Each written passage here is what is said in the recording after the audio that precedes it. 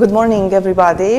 I'm Teodora Tompea. I'm a journalist. I'm very honored to be here with you today.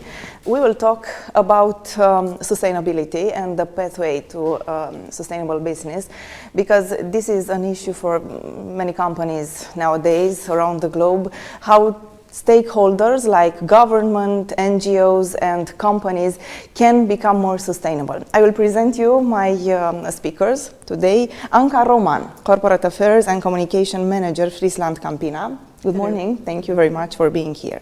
Marius Gavra, Manager, Specialized Transactions, Business Banking at ING Bank. Good morning. Hello. Thank you so much for being here. And Mr. Adrian Nicolescu, VP Marketing, Communication, E-commerce and Sustainability at Mega Image. Good morning. Thank you very much. We will talk about how can business become more sustainable, but also how can consumers can reach to sustainable principles from your companies. I will have, first of all, a general question, and after that we will talk about specific issues. How does company approach sustainability? I will start with, let's say, Marius or Anca, please. Okay. How can we become more sustainable? I understand. At global level, over the last year, ING is now one of the most important player in sustainable financing. Sustainability is one of our pillar in strategic development. As a global bank with a billion flowing through our account, we have a huge responsibility, but also a huge opportunity to make the thing happen better. We all live on the same planet, and is limited, and we need to care about it. In this direction, at the global level, we have a commitment, which is called the Terra approach, in which we state that the entire portfolio of loans should be aligned with Paris climate targets. In terms of value spaces, where we could have an important and significant impact, we identified two areas: climate action and financial health of population and companies. The biggest challenge society is facing nowadays is already now climate crisis. Banks have a major role to play for helping to solve this crisis, and the role that ING take in this issue is an integrated approach, which covers four priorities. First priority is to reach net zero on our own operation. The second one is related of the clients. We want to steer our portfolio of loans toward net zero by 2050, or if it is possible, more sooner. Another important priority is related to finance and advise our clients to reach net zero, toward net zero economy, to work in the direction of sustainability. And the last priority related of climate is related of manage the risk of the company, the risk that which are derived from climate, but also from the transition to a sustainable way of working. Another important pillar that I told you is are the people. When it comes to people, we choose to focus on financial health. Managing money is one of the main cause of stress for population in order to meet their day-to-day needs or for the future plans of them. And yes, as a bank, we know the money are the best we know.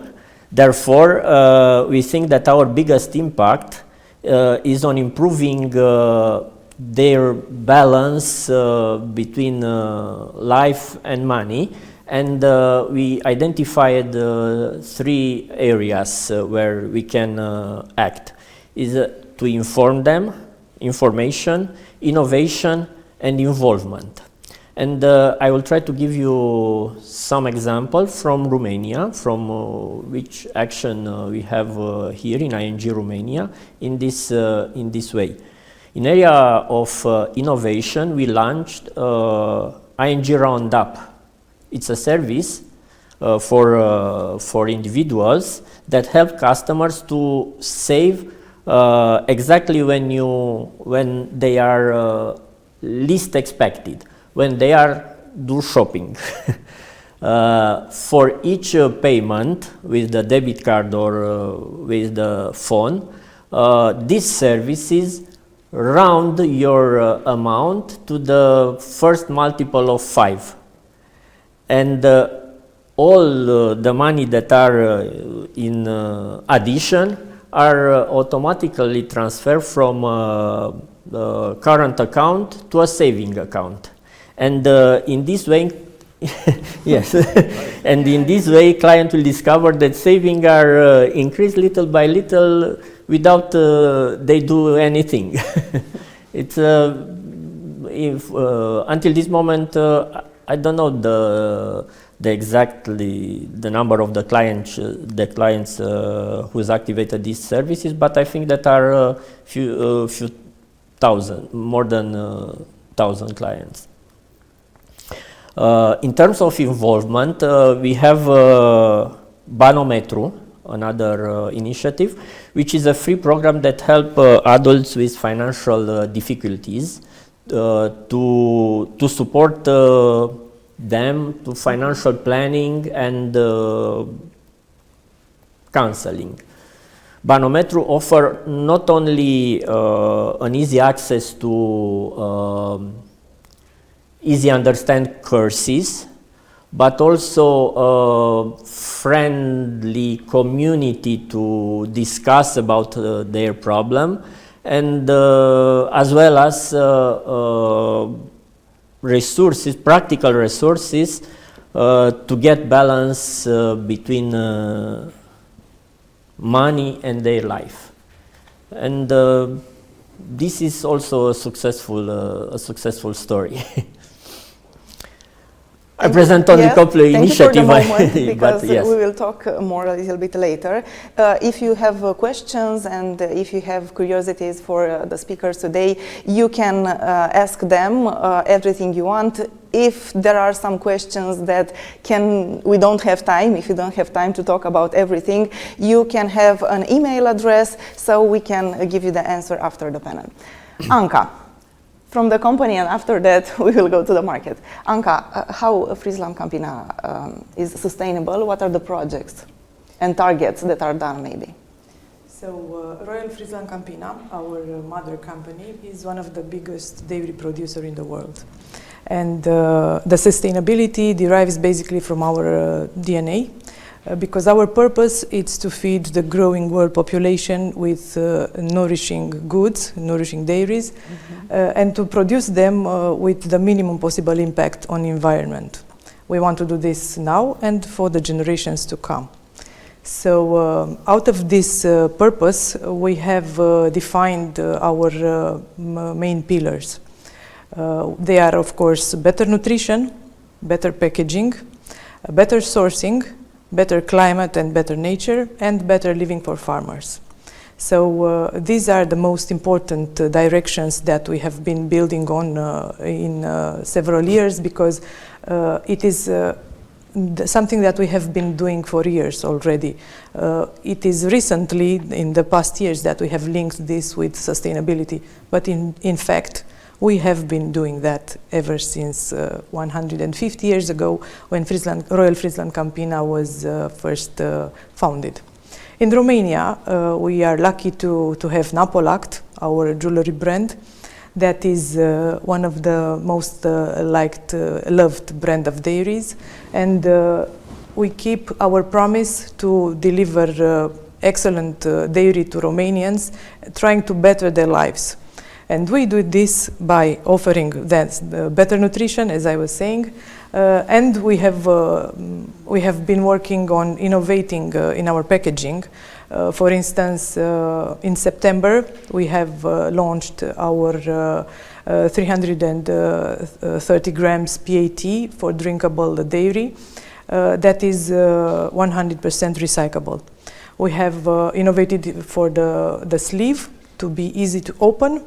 And we have started the educational campaign communicating that consumer can, after enjoying the very good product, they can put in the yellow container both the PAT and the sleeve.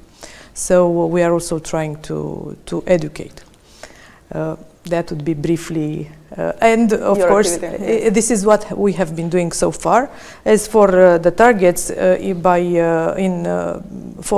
4 years, we want to have all the PATs 100% recyclable, because in global level, we want by 2050 to have all the packaging reusable or recyclable. Yeah. And I think this is the perfect link for Adrian about everything recyclable. Things are happening right now. Some of the things are happening right now at Mega Image. I'll try to be very, let's put it like that, human about sustainability, because I think the word by itself is very complex. If I would say that I'm a guy who is proudly working for Mega Image, I can say that the Ahold Delhaize company, which Mega Image belongs to, is part of the top 3 retailers in the world in Dow Jones Sustainability Index. Yeah, so this confirms that whatever we do as a company, it's being, clearly seen by the public, voted, and by the specialist. But when we talk about sustainability, things here must be a bit more decoded, let's put it like that. Because the word by itself can, if we ask 10 people on the street, it can refer to different aspects. This is why I think a company shows a great level of maturity when really talks about sustainability, because we have to leave a legacy behind. It's not something that we do because I like it, or Marius does it, or Anca does it, because it's not about you and me. It's what we give, what is our responsible answer to the things which are happening around us in our ecosystem, that we leave something behind correctly for our next generations, because we have a legacy to leave behind. And I like very much both examples of Roundup and plastic and sleeves, because these are the challenges of today. Sustainability in Mega Image became so complex because we are on the front line. Yeah, we are meeting our customers. They come directly. Directly. They are coming inside, and they are coming with all the aspects. We are talking about plastic. We are talking about climate. We are talking about food waste. We are talking about safety at work. We are talking about diversity. We are talking about food education, health food education. We are talking about all these aspects. So that shows that if I have to pick something, it's complicated, because my first tendency will say, let's talk about food waste. And probably you know that as retailers, we do have food waste. We do produce food waste. And not because we want to do it, but because of the business itself is producing food waste. But if I'm looking back, what means food waste? We can do lots of things to solve the food waste. Yeah? We are doing every day hundreds of actions to solve the food waste. But ultimately goes to the customer, to the consumer, because if I'm referring to myself, how much food do I waste? I need to educate that. And for us, because right today we're just getting through a jury some ideas how to solve food waste, ideas coming from, not only from us, because we're experts on our side, but I think we can find different experts around us. I would like to talk about healthy food. Yeah. And if I ask health, and this is one of our great indicator of what means sustainability in our company. And if I will ask what means health, healthier, we'll have 100 different answers. What we did, we picked that topic and we say we need to educate people what means healthy food. We need to educate people to know how to cook healthy meals. And this is where we got Mihaela Bilic on different stuff doing digital promoting these ideas. And this is what something has happened correctly in the pandemic period. Digital becomes so popular, so quick, and so nice media channel that we can use right now for healthy eating programs to promote this kind of stuff. And I will just add one single detail before we go to the other topics is, for us, the most important thing in terms of sustainability nowadays is safety at work. Mm-hmm. Because we have a huge responsibility here. When I'm going to my mega image, when you are going to your mega image, you meet a person. You meet your mega people. You meet somebody who you are asking, what shall I do today? What shall I cook today? Do you have any idea? Or you don't speak at all, but you meet somebody. And first of all, we need to be clearly that person works in a safe, very safe condition. And pandemic period showed us that this is the most important thing, because everything can stop, but the stores cannot stop. Of course. And this was, in the last 2 years, one of the most important aspects for us to make a very clear, a safe place for our people, for us, and then for you. So I would say, I'm just speaking, we have 14 different indicators in our company when we talk about sustainability. I like very much that we talk about sustainability. It's so complex. I picked 3: food waste, healthy eating, and safety at work. And we will develop all of them a little bit later.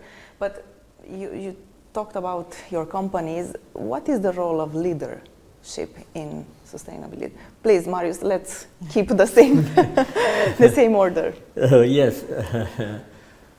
I think that it's vital, the implication of the management in sustainability. They need to set the pace of sustainability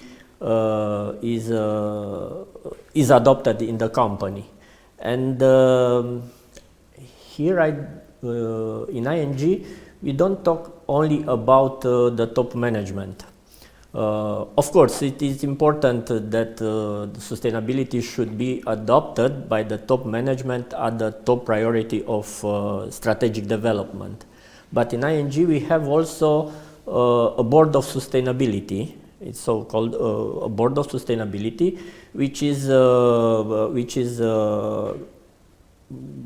formed, which consists from informal leaders, of course formal leaders, but also informal leaders from colleagues that are embracing sustainability as a belief of himself.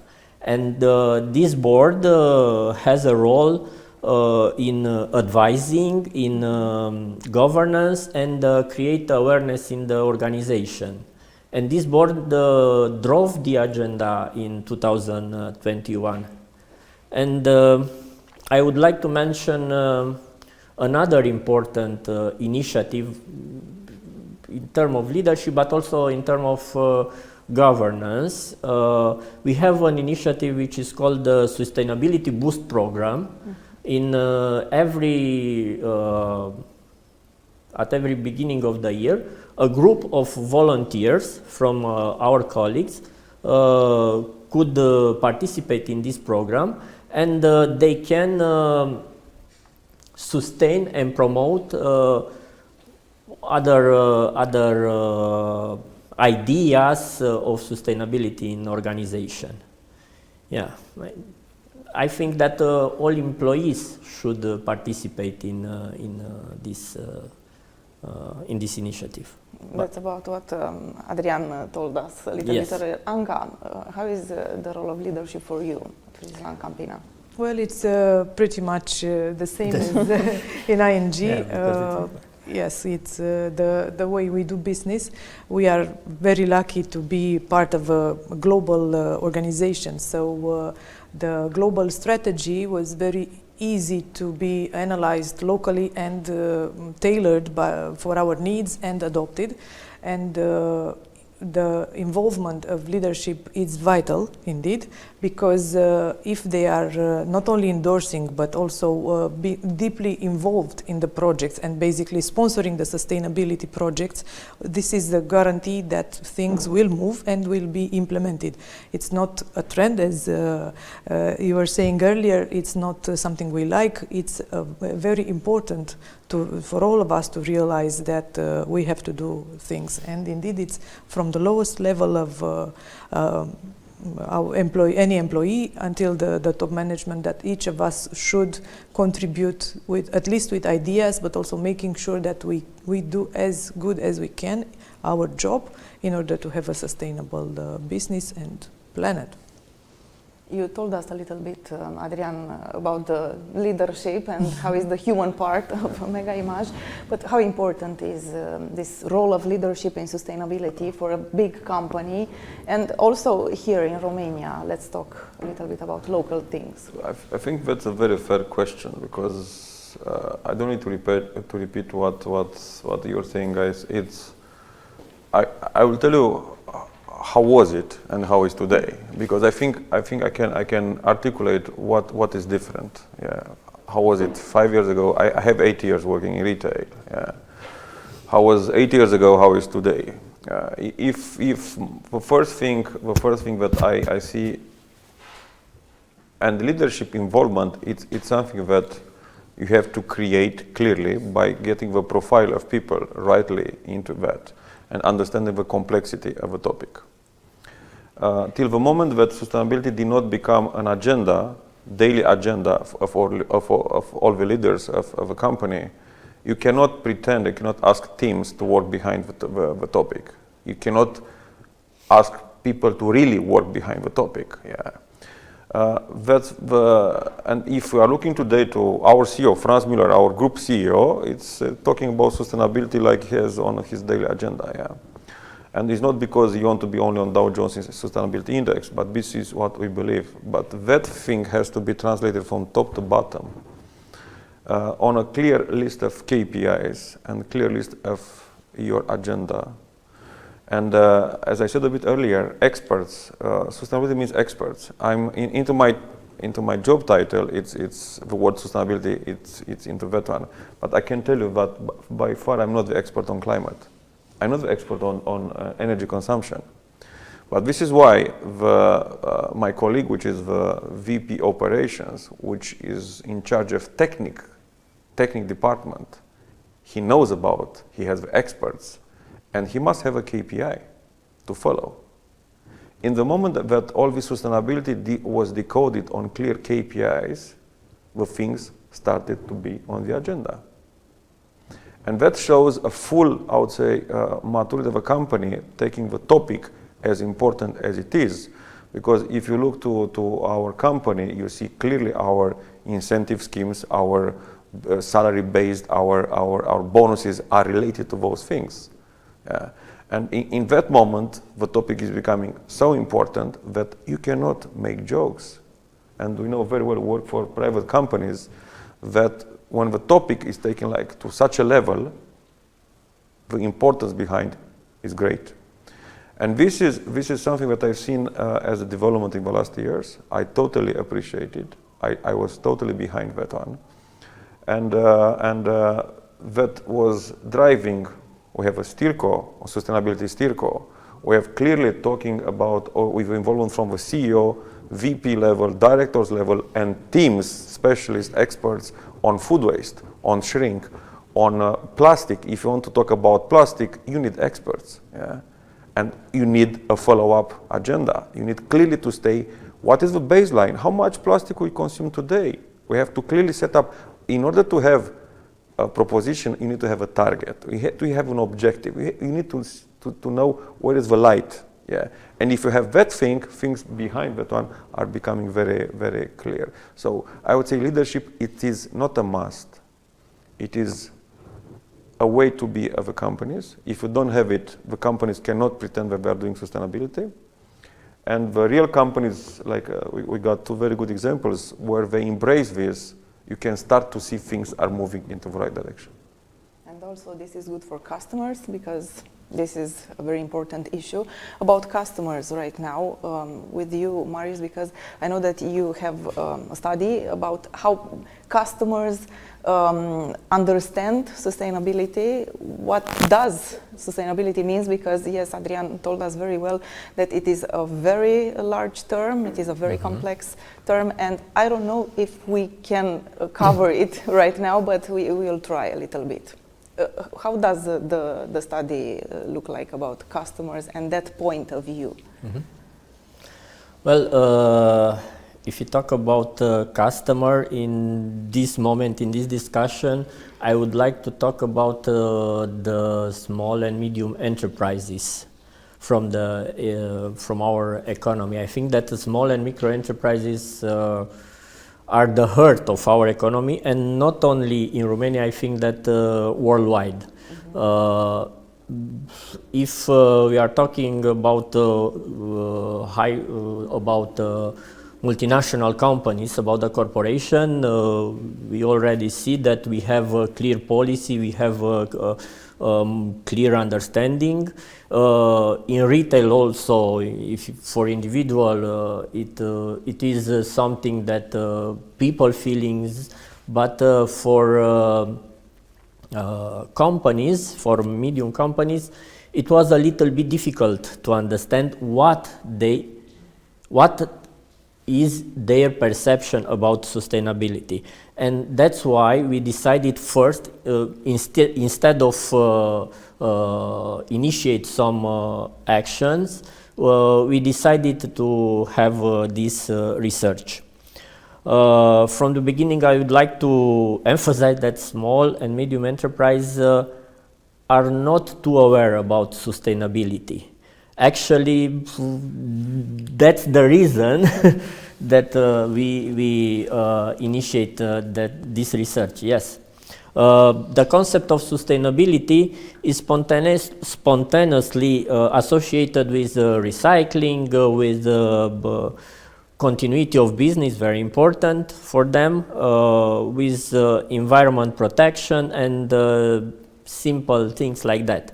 But in our perception, this is important because sustainability is not something that we can obtain overnight.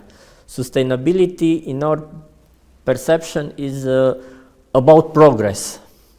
If you improve something step by step, you can reach sustainable, more complex sustainable practices. If you are come back to research, in terms of type of action, sustainability is rather associated with recycling, avoiding pollution, using renewable energy, using electric means of transport, things like that. In terms of attitude, there is a perception that sustainability is primarily a matter of education and intrinsic motivation mainly of the owner of the company. Whilst it is desirable to have sustainability in their behaviors, most of the company admits that the things are not very well in this moment in Romania, and that's because of indifference and in a kind of way inertia that both micro and medium company have it. They don't have a policy of sustainability, except that except the company that are a subsidiary of some multinational company. And because we talk about multinational, they are expect some know-how from these multinational companies. They are expect to have more information, have best practices from players like us, like FrieslandCampina or Mega Image, which companies which have already experience in this way. Adrian, what are the main challenges that challenges raised by your customer? Because you talked about challenges for Mega Image, but what do customers say about sustainability? Teodora, this is a very good question, because it's meeting almost 1 million clients a day. You can imagine that I can confirm that we have all the insights from the customers. And this is not, let's put it very correctly, people do not complain. Yeah.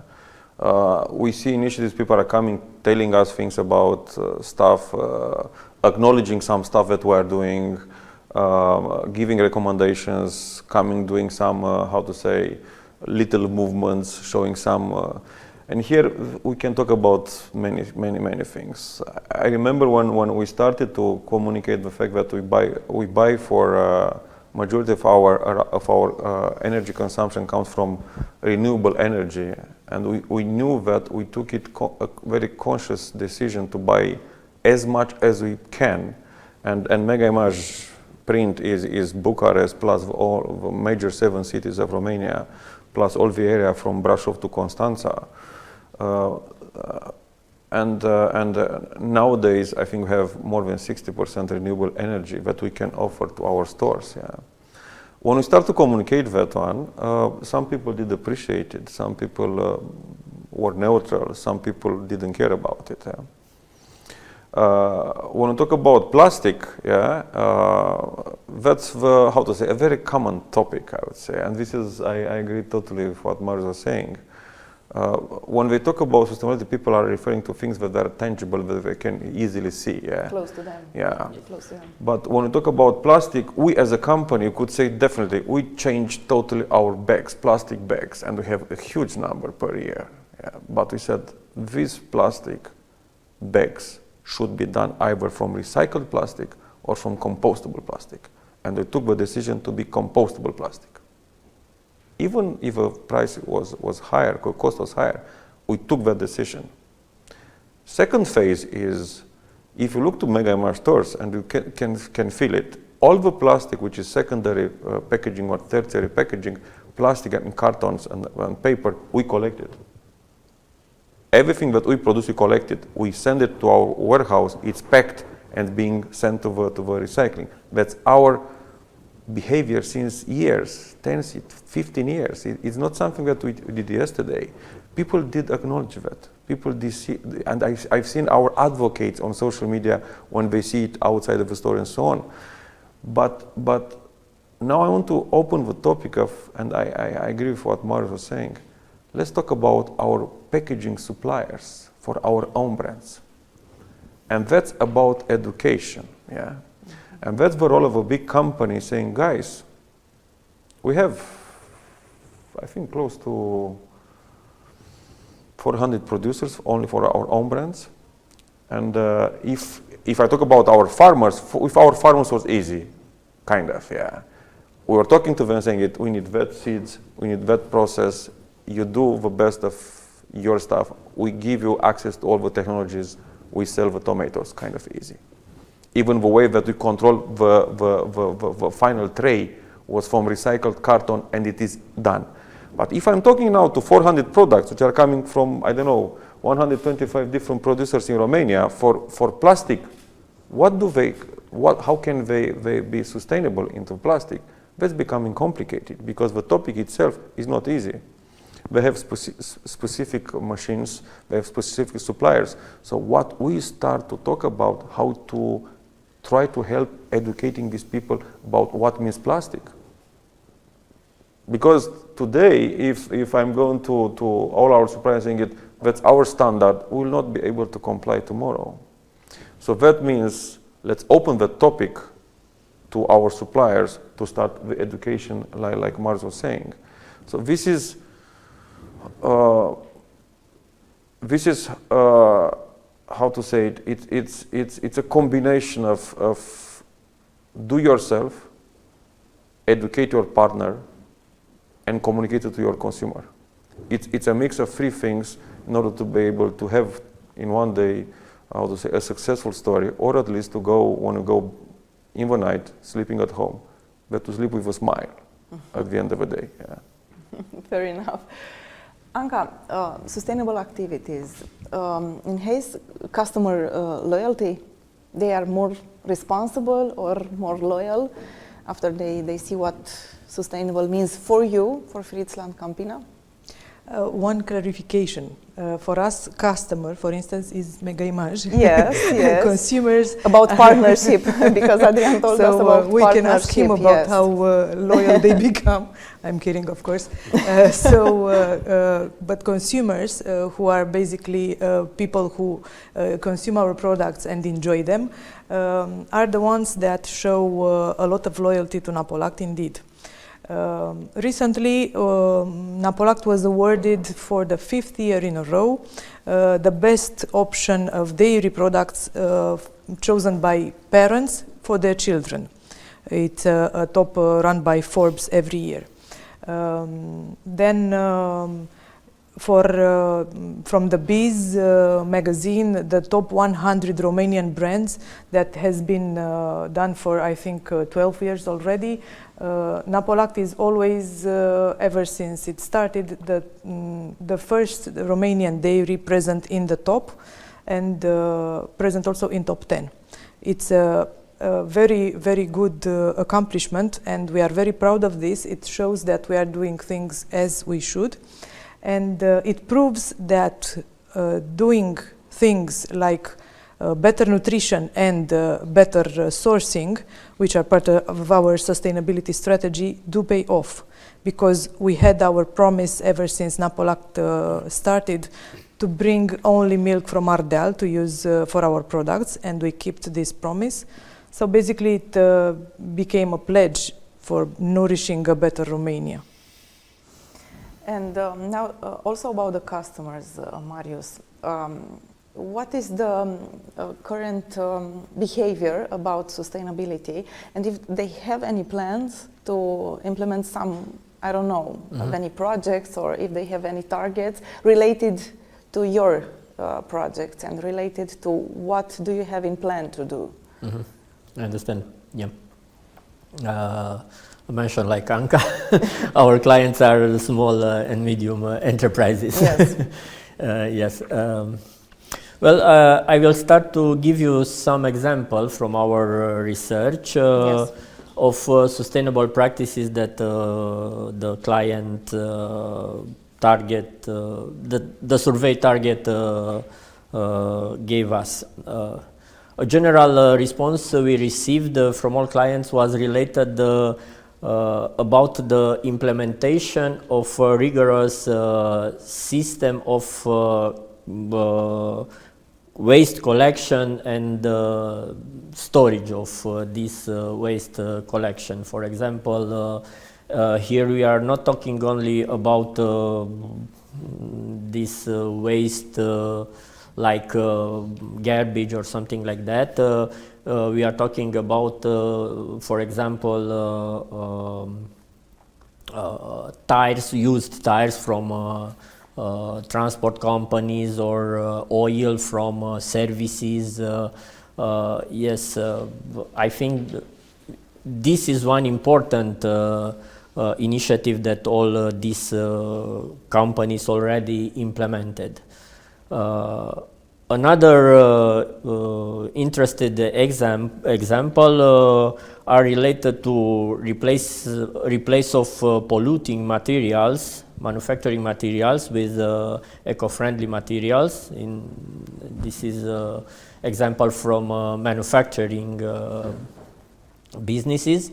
Purchase of special equipment for workers, material that are, you talk about safety at work, yes, it is important. And we saw some initiative of some clients that are purchase equipment from sustainable materials. Yeah. Other examples are in the area of obtaining renewable energy, mainly by installing solar panels, replacing lighting in stores. Also, the small retailers are these kind of initiatives, reducing paper consumption, and last but not least, I think that it is a nice one.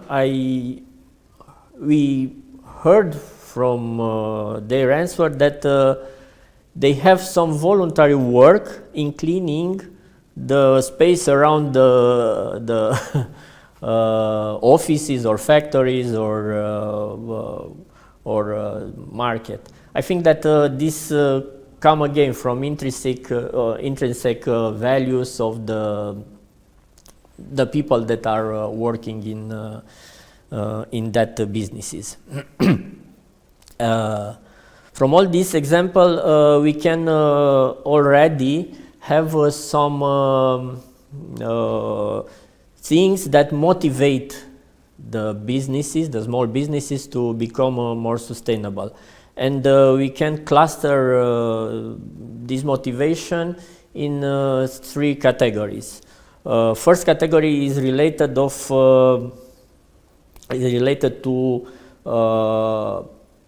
their financial health. They want to save money, they want to optimize the business, they want to reduce the consumption, as I said, energy, paper, and something like that.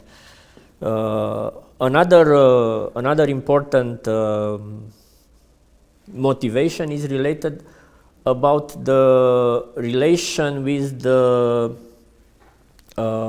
society. Is a question of reputation, we can say. They see sustainability like a trend. It is they thought that they can have an image of capital if they adopt sustainability practices. But on the same time, other ones are conscious that the market are required already this kind of practices, of sustainable practices. They are aware that in order to be a supplier for Mega Image, for example, or for FrieslandCampina or other more corporation or other company, request already to have some sustainable practices.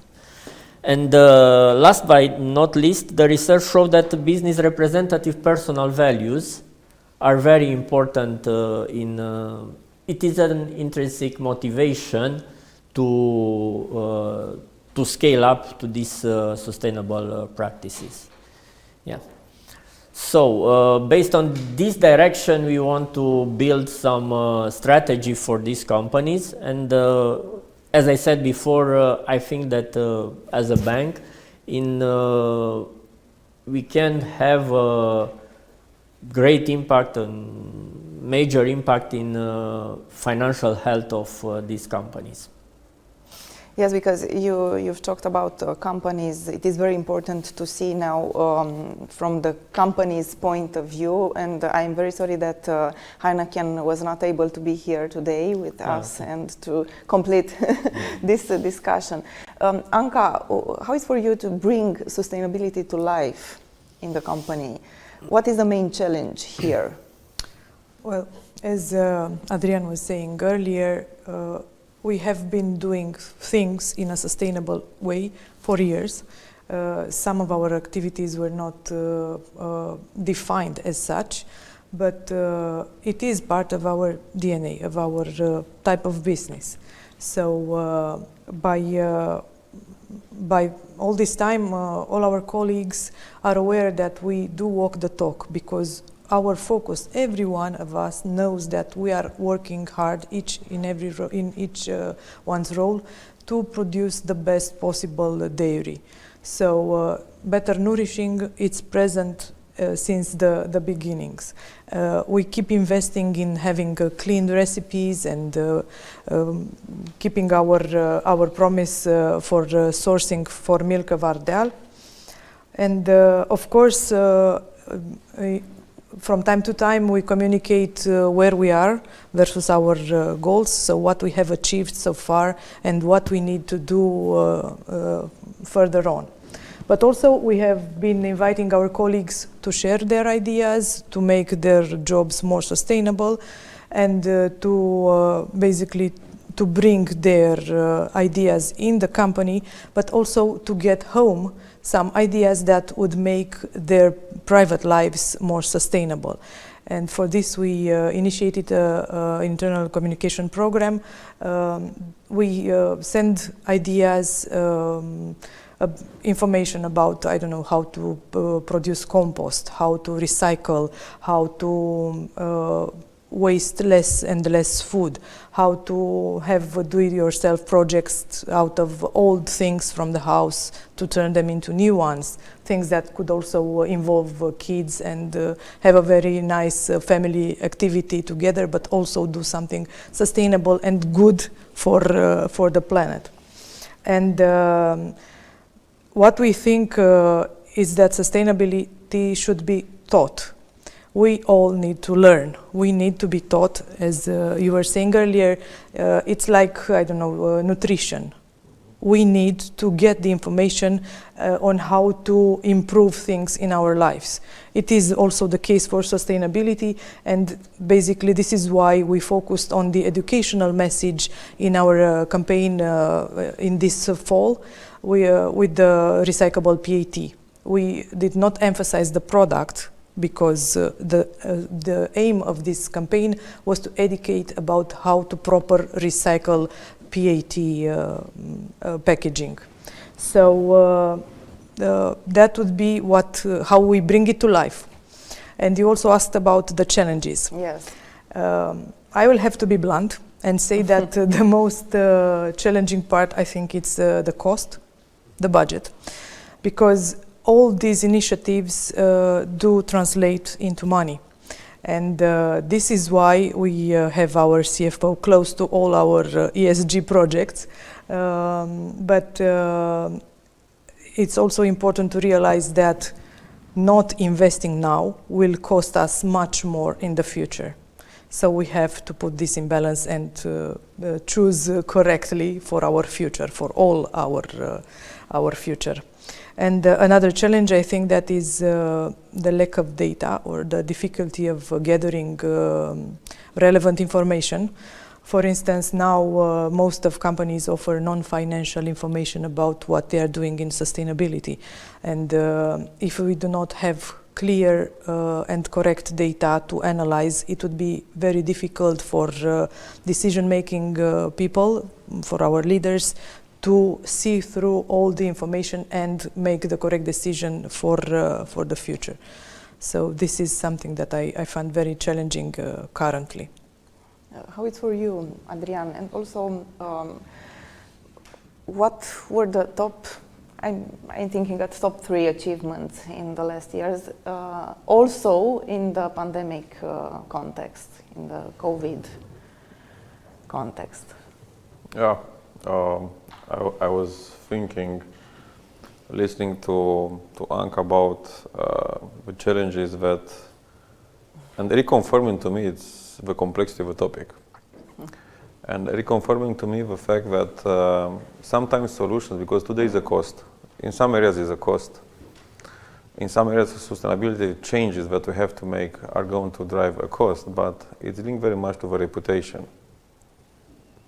And I can confirm it. We are doing a reputation check in our company, and we have also a net promoting score, which are the most 2 important things for a retailer company.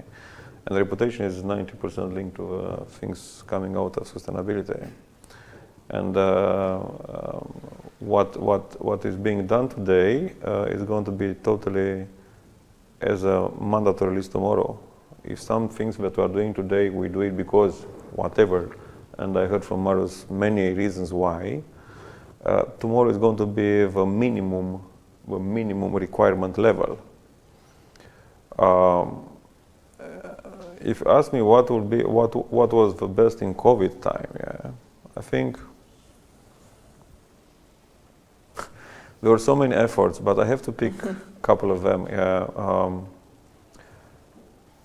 Let's take it like that. First, it was safety at work. For us, most important. And it was a big achievement because actually we have 12,000 people in our company. We have a very small number of we had a very small numbers of people getting infected, I would say, because we took so many strong good measures, and we meet more or less 1 million people a day, so every day. Yeah. So I think this was the biggest thing. I will pick a second one because I have many in looking to energy consumption. If you look to our stores, and you can imagine that we have a huge energy consumption. And all those things that Marius was pointing, that some people start to think about how to change lights and how to do. Today, our energy consumption is 9% lower versus 3 years ago. And you can imagine the number of fridges, the number of lighting, and the number of stores that we have. 9% per square meter is lower. Yeah. And here I'm not talking about the panels or things that we can add energy, no, reducing consumption. And I'm not talking about that we buy renewable energy, because you see, always the things are not one single site. It always has it's a very rounded area. I would say our program for our, let's put it like that, circular integrated program, which is Gustul from farmers, was continuing to be and acknowledged by customers and our consumers, because for us, as a customer, when they pay, is a consumer when they consume us at home, because this is, we always say we are part of their mind and lives, because they buy into us, they pay a ticket, and then they go home, they consume what they buy from us. That's the moment that we like very much, that's the consumption moment. But if I would say that our Gustul from the farmers being, I think, on 9th year, but looking to the moment that, and just giving a brief idea what is that, is from the seeds, we want to have a specific taste. We need the best farmers to do the best of what they know. We give them access to technology. We pick whatever tomatoes, bell peppers, cornichon that they're producing, making them available to you as a customer, and we proudly saying it that tomato was beating bananas. And probably don't know, banana is the #1 fruit in the world in retailers. #1. Tomato, Romanian tomato, done by Romanian farmers in our program, Gustul Românești, from our local farmers, was beating bananas this summer. That's great. That means that people acknowledge the effort, understood the program. Farmers are there around Bucharest, around one hour and a bit, because you need to be like that in order to have a product delivered after a couple of hours that they pick it, and next day they're in the stores. So that shows an effort which is hugely recognized. And in this year was, and we're kind of having always like, we prepare it, but we never know what's going to happen. But this was a great success. But I picked just a couple of things because challenges are so many. And what we do today, if you are looking, and I like what Marius was saying, how companies which are producing things, partner services, whatever, how do they behave on that area? You cannot imagine what is today the discussion about palm oil. Mm-hmm. Yes. Yeah? We as a company, we said we are going to replace it all from the countries that were doing it for deforestation to produce palm oil. We said as a company we are getting out in a number of years, totally. That means we need to change all our recipes. We need to change all our recipes. That means a commitment. But what is today a challenge, tomorrow is going to be mandatory in the market. Yeah. I think at the end of the day, it's a challenge is for us a challenge. A success in sustainability must be well spoken. We have to get all ourselves a bit more strongly speaking about the topic outside. Yeah? Because if I talk strongly, and I had today all these nice ONGs coming and proposing us some food waste programs, I want to pick a program saying to the public, these guys are trying to do something. Let's speak a bit more about the sustainability topics. Yeah. Yeah. That's the biggest challenge that I can have it for myself today. Marius, please, I thought that yes, you want to like say to something. complete what Adrian said Please. about palm oil when she talked about palm oil. As I said before, we have the Terra commitment to align all the loan portfolio with the Paris Climate Agreement, and one of these targets is to avoid to finance some sector, even that is not so we are not or is not very happy the company with this decision, but we need to be involved in this to not finance some sector that are not friendly with the environment. And beside the palm oil that you said, I would like to mention also coal power generation. We decided to avoid to finance this sector, for example, and yes, we can continue with the list of of some sectors. Yeah. And also with you, Marius, about external support. What do banks expect from external support in this issue of sustainability? What do banks expect, or what the companies expect? Also, I think that Yes. it is good to talk about both of them. Okay. From our research, there are some list of expectation of the companies in terms of external support, and I'm happy to hear that Anca already mentioned some of them, and I think that first one was education. Small businesses needs education. We heard a lot this word in the research. They require information. What does implementation of sustainability practices means? They want to know step by step the process. They want to know what procedure to follow. They want to know what involved for employees, from cost perspective. They, in one word, they need to be informed and educated.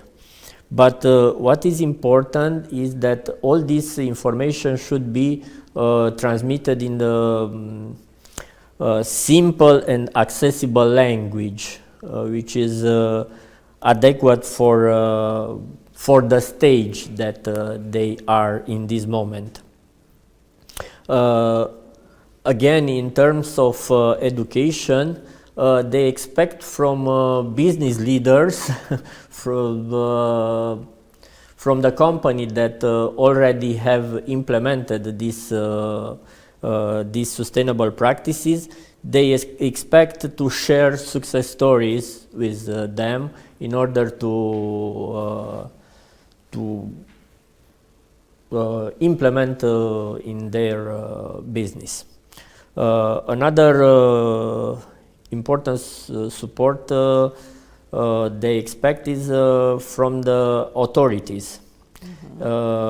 Businesses are expecting clear and clear stipulation and framework, a legal framework from the authorities, but also from the government. They expect to have some more friendly policies, for example, to have lower taxes, lower tax if they implement some sustainable practices. That's what they want. From the banks, they are expecting, of course, green loans. Everybody told us that they want green loans, but I'm not so sure that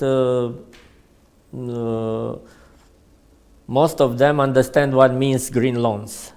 They all expect to have lower interest rate for this kind of green loans. But we need to explain that green loans means a commitment. A commitment, okay, we as a bank, we can reduce the margin, but with the excess of, if we are talking about the total margin, we need to do with that money. We need to do with that money in order to help the society to be more sustainable. For example, if the total fee is 100 euro, okay, we can give you 50 euro as a commission, but we need to be sure that with the other 50 euro we do something for society, and we need a commitment from both parts. Yes, they need also advice from the banks how to improve their investment in order to be more sustainable, and other way that banks can contribute. They said about some networking events or something like that in order to find more information, or they ask us about some to make available for them a portfolio of sustainable partners, sustainable suppliers or clients in order to have connection with them. And to give advice, maybe. And to give advice, yes. One to each other. Yeah. Anca, what are, from your perspective, business value have you seen from your business, from your sustainability efforts until now? Well, all the surveys nowadays show that consumers and any other company stakeholders care a lot about people and about the environment. So as they become increasingly aware of the impact of their actions, consumers tend to choose brands and companies that do something good. And also some research shown recently that if a company or a brand does not communicate about its actions in sustainability field, it means automatically they do not do anything. That's so what Adrian exactly. told us So that means we have, as brands, as companies, we have to be very clear and strong about where our commitments are, and this would help consumers to pick us among the others and maybe even become loyal to that specific brand. And it's no longer a matter of the field. Any type of company should look at what they can do good, what their expertise is, and where they can improve and have a more sustainable activity. Adrian, what are the priorities for you in, I don't know, following years? Or maybe short terms? That's a good question, because in sustainability for us it's 14 different chapters. But what I would say is extremely important, also related to the country that we are in, to what we can do, to what our communities are expecting. For us is food waste, risipa alimentară, and which is creating the waste and donating or do something with waste. So both chapters. Second is about climate, is energy consumption. Looking nowadays to this energy, missing energy, missing supplied energy. Let's not lose the energy. It's a topic that clearly is on our focus, both on how to cut from energy consumption, what kind of energy you get in.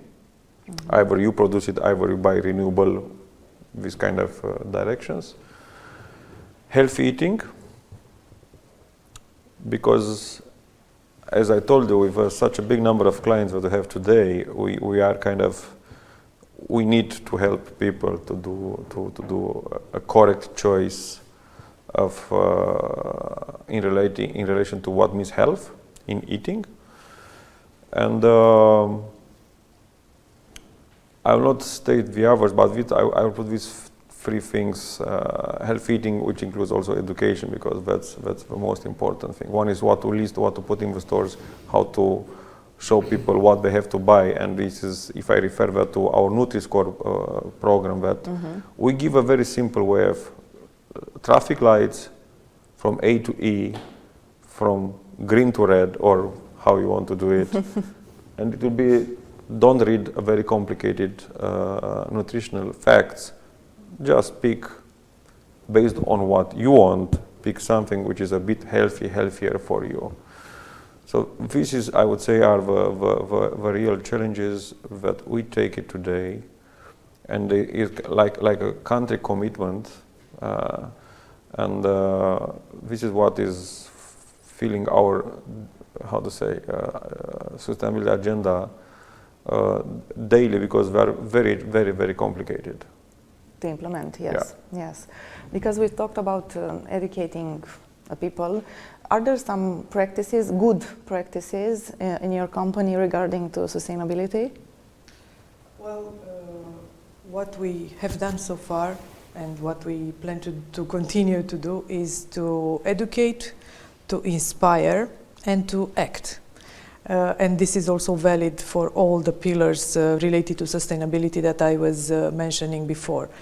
For nutrition, it is obvious. We will continue to have our clean recipes. We will continue to promote and educate about our ecological range, Napolac Bio, that is fully answering to the highly nutrition expectation of our consumers. For sourcing, we have kept and will keep our promise to source only milk from Ardeal for our Napolac range, and this of course helps the communities, and it brings economical value to the Ardeal area. For packaging, we continue to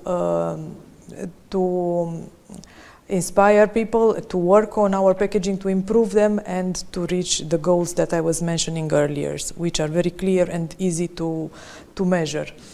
For the clean, better climate and better nature, what we have managed to do, and I did not say it before, is that we have reduced the consumption of electricity, gas and water in our factories. And we are very proud of these results, and they have been monitored for 3-4 years already, and we see progress year by year. So it's obvious that we are having good results, and we plan and actually do it to keep improving these results. Also, an important part is the waste management in the factories. We are now at, I think, 84% in Târgu Mureș, for instance, from our waste to be fully recycled. And we aim for clean landfill in the future years due to the bio-incineration that will be implemented. So we aim high, we do visible steps, and as Adrian was saying earlier, there are so many areas to mention, but I only stick to these most important ones that I can also have KPIs behind. Marius, from your large experience, how can a business become sustainable? if there are some, I don't know, first steps that someone should rely on when starting a business, or I don't know, maybe if they have a business to become sustainable. Well, difficult question, but because we talk about the complexity of the sustainability. I think that there are no general solution. There are no how to business could become more sustainable. But however, we talk a lot about the farmers here, and all of them are involved in working with farmer. I would like to give you an example from agriculture, a sector where I have been involved for more than 10 years to finance it. But first of all, I would try to give a definition what sustainability means in agriculture.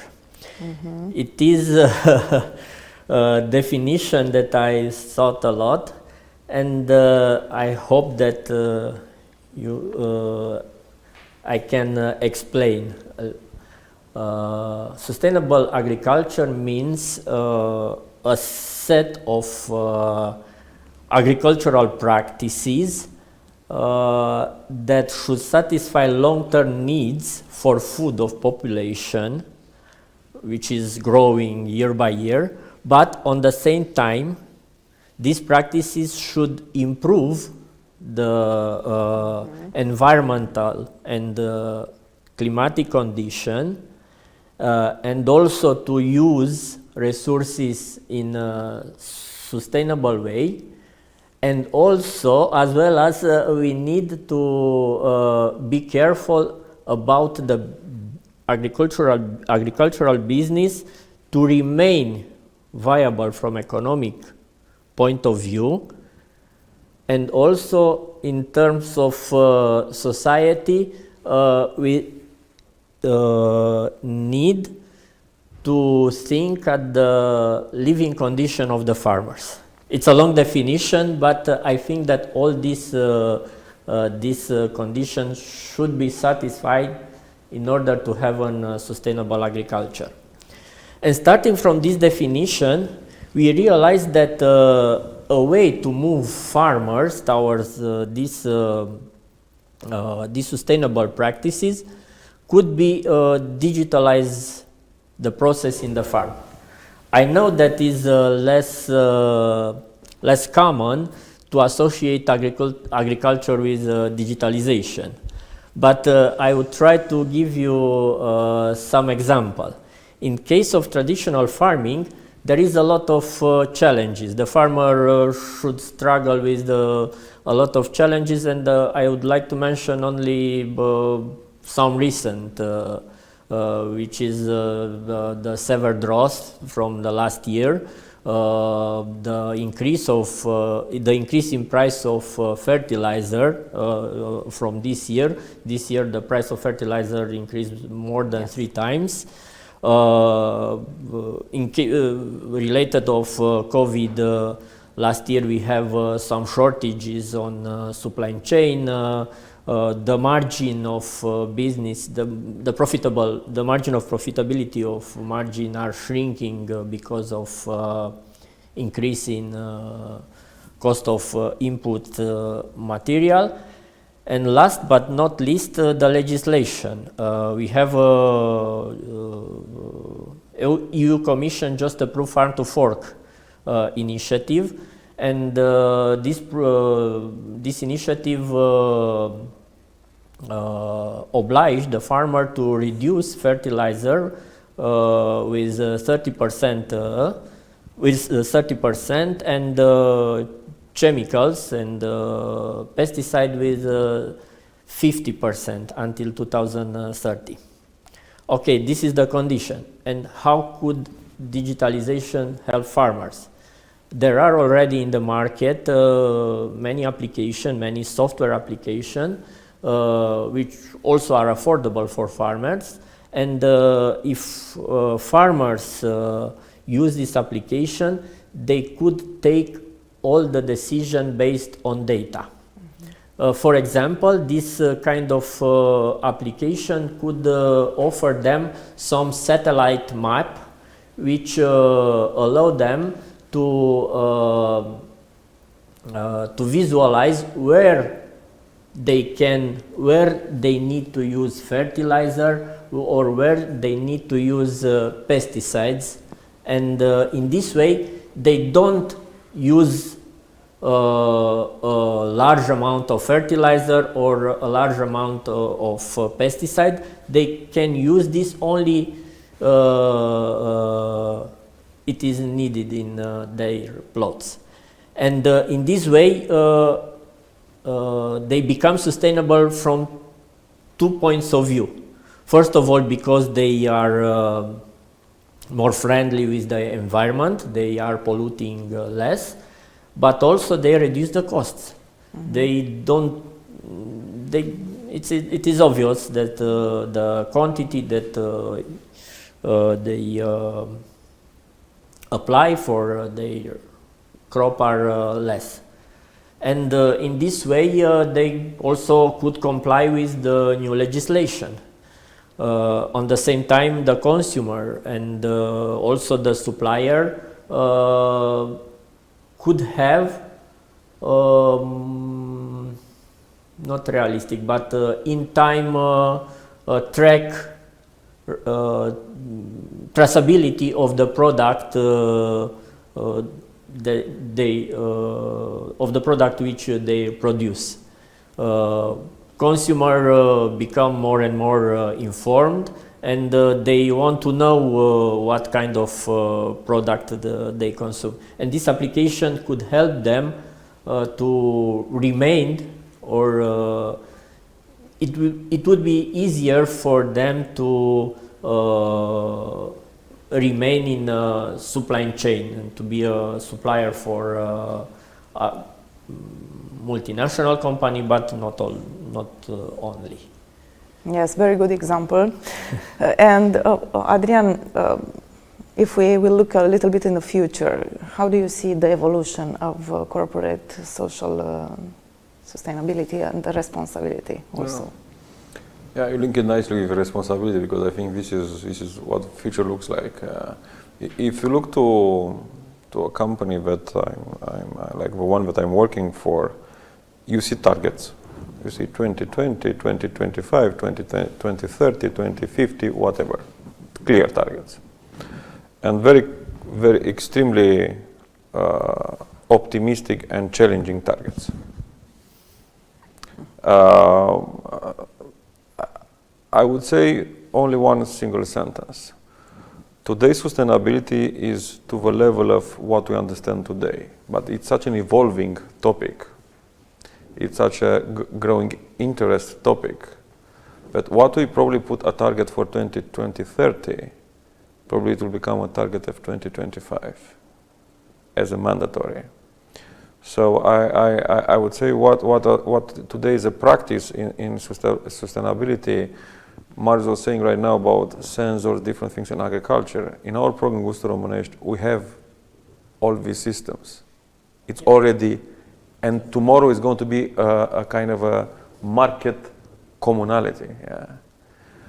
Because it's going to happen the following. We're not going to accept products which are not produced in such a way. So I'm saying the future looks sustainable, bright, extremely challenging, and I would say all this intersection of producers, services, retailers, but at the end of the day, consumers are going to oblige us to get more accelerated. And it looks bright, because if I look into my kids, I hope in one day when they're going to buy a product, they have full trust, full traceability of that product, how it's being produced, what is the impact on the environment, on the people's lives, and they're going to be happy to live with that choice. But in the same time, I want to have a reality that everybody has a choice, disregard what they want. So whatever we do today, I think our reputation is going to be individual plus corporate reputations is going to be the name of the game. And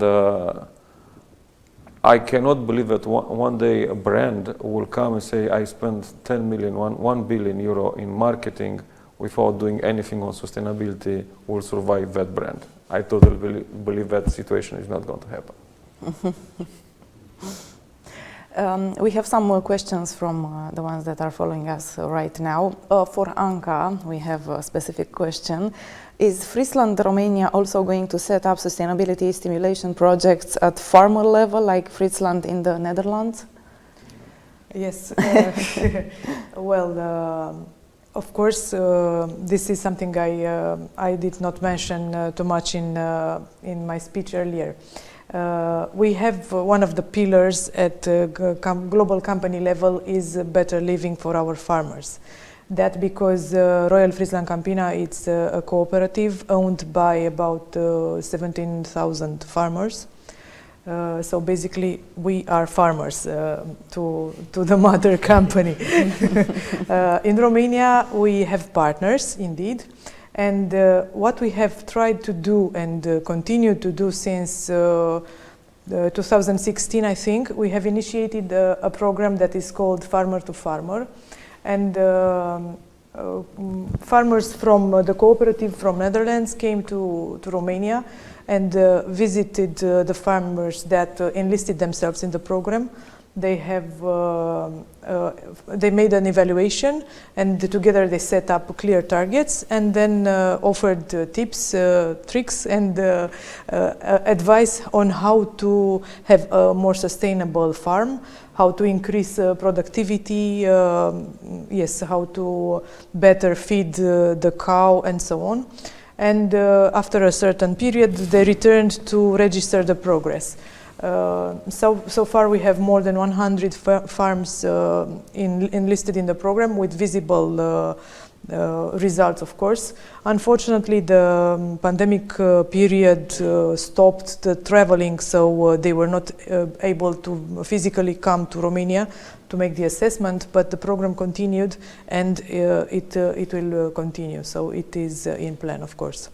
We are not at the level of the Netherlands farms yet, that for sure, but the knowledge and expertise that we have, and the fact that it is accessible to our farmers through us, it is a big plus for the future of farming. Perfect, thank you. And for Adrian, we have a question from the audience also. It sounds like, what does Adrian expect from plant-based proteins like soy milk, soybean burger, and also from organic food in Romania market share? Very trendy question, I would say. And I will make a kind of a small parenthesis on that one. If you look to, I was watching one day a news of Unilever, which has a very huge food part of their business, buying a company which is a soya-produced protein-based range of products. And I was thinking, why do those huge, it's such a big company buying such a niche thing? That's the first news. Second news that I was reading was that if you look to climate, the biggest impact in monoxide producing in the world are the beef producing farms. Is number one, yes, producing of impact of CO2 in the world. Not the industries, not retailers, is the beef producing farms, the beef farms. Those are the two news that I was reading in the last years, and I was kind of impressed. Looking to protein based, I would say one single thing. Guys, if you don't like it, you must start to like it. And we are, as a country, we are a meat-eating country. We are very much meat-eating country, and very much pork meat-eating country. But and sometimes we use some soya and plant-based protein just for the moment of fasting, which is right now happening. I can tell you that investors that we are selling a bit more on that one. But looking to the real nutrition, looking to what means soya-based products, today probably is a niche. Today you see Romania very much as a niche, but I start to see that companies start to produce it. I start to see ranges of products. I start to see initiatives into that one.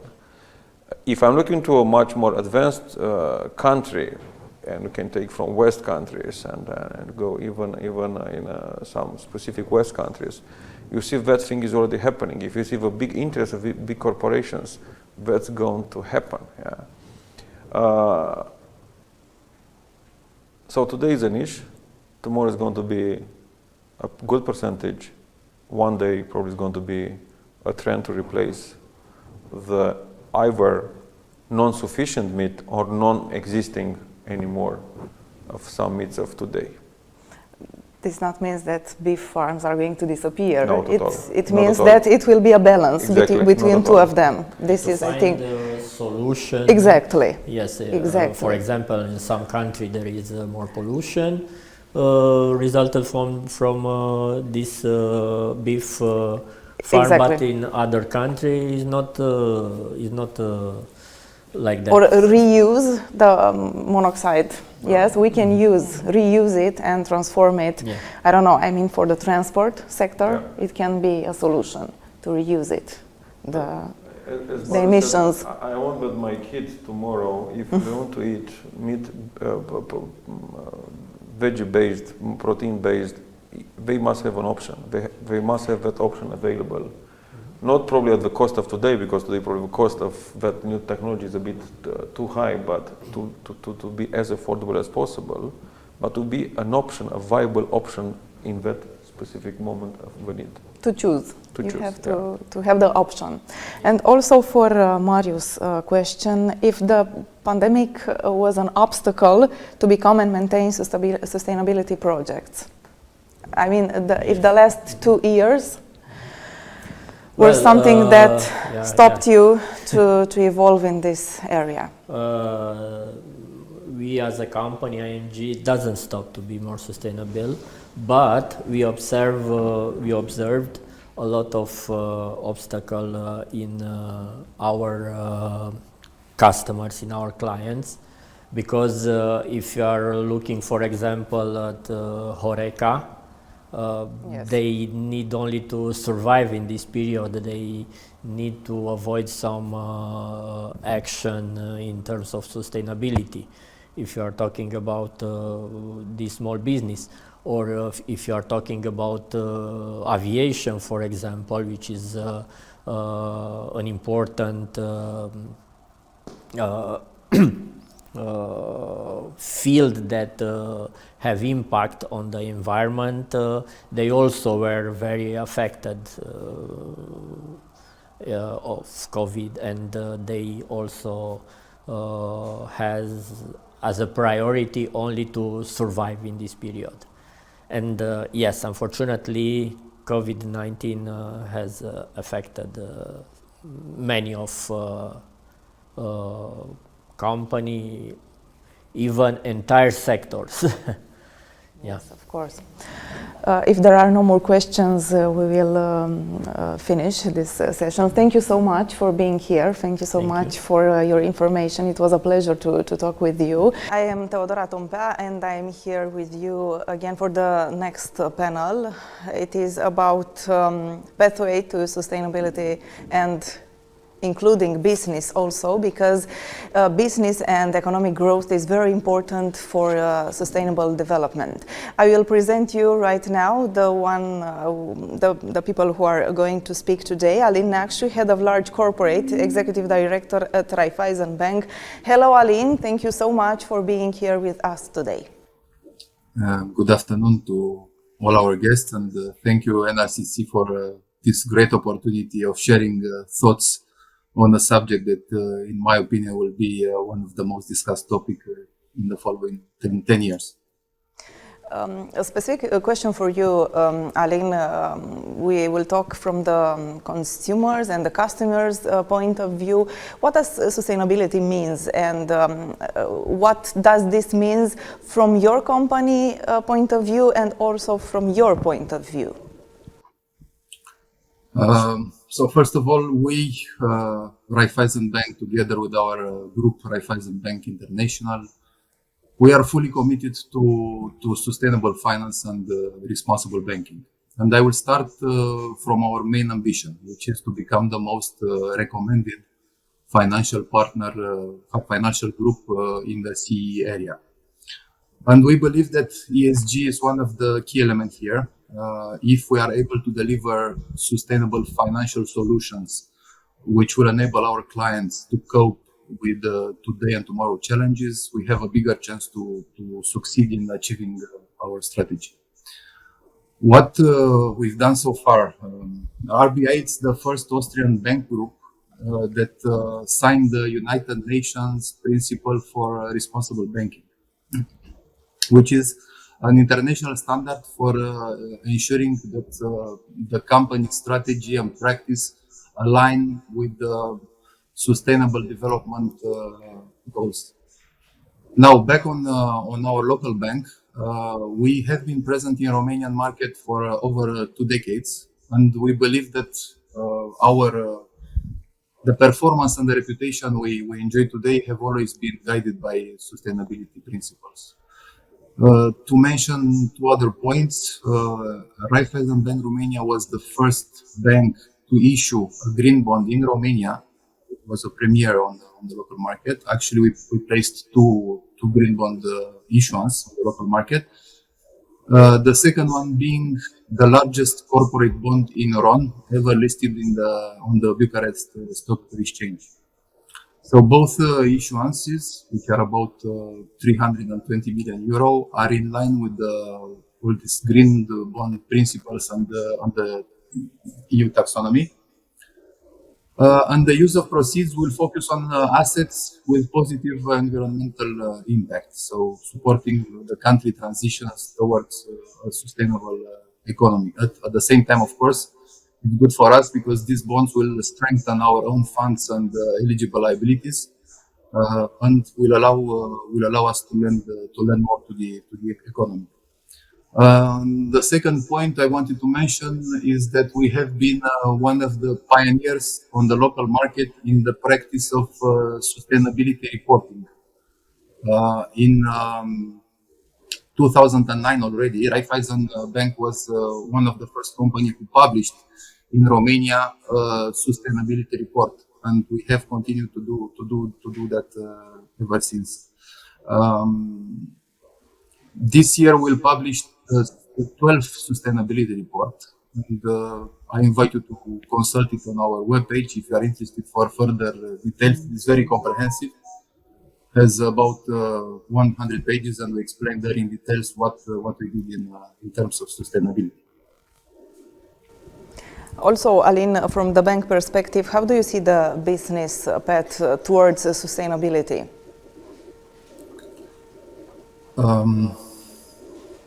We have been looking at our customers from an ESG perspective for the past 2 years in Romania.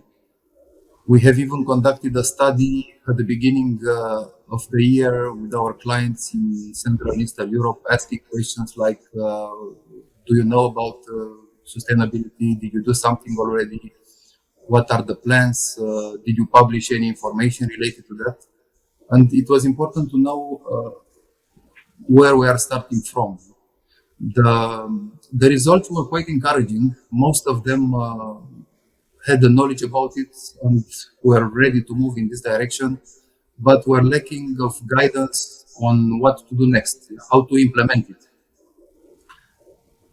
In Western Europe, they are a bit more advanced, I would say at least 2 years in front of us. As you know, of course, Romania has a high concentration of subsidiaries of multinational companies. If we look at top 100 companies, probably 90 belong to international groups. And from this perspective, it's good because most of them have group strategies in this respect, and Romanian subsidiaries are applying this group strategy. And here it's an important point because I see these multinationals as one of the main accelerators of the sustainability. To spread the word and to impose good practices because they have knowledge, they have the power and the influence to drive this transformation. I was also very pleasantly surprised also by some local entrepreneurs that they were very, very advanced and adapted already their business towards the sustainability. So I think an ecosystem will be formed, starting with the front runners who will implement sustainability principles and way of working, and they will push these principles over the whole value chain to customer and supplier, who at their turn will have to adapt the same way of working. Let me give you an example to illustrate the potential impact that it may have on smaller businesses. Take Apple, for example. Maybe you know they announced that they want to become supply chain carbon neutral by 2030. And imagine you are a supplier of Apple. What does it mean for you, such an announcement? It means that Apple will require you very soon to apply the same principles regarding environment, your production process in terms of energy consumption, in terms of waste management, and will oblige you to publish very transparently all this information. And if you do not comply, you will probably be delisted from the approved supplier list, or you may lose an advantage compared to your competitors.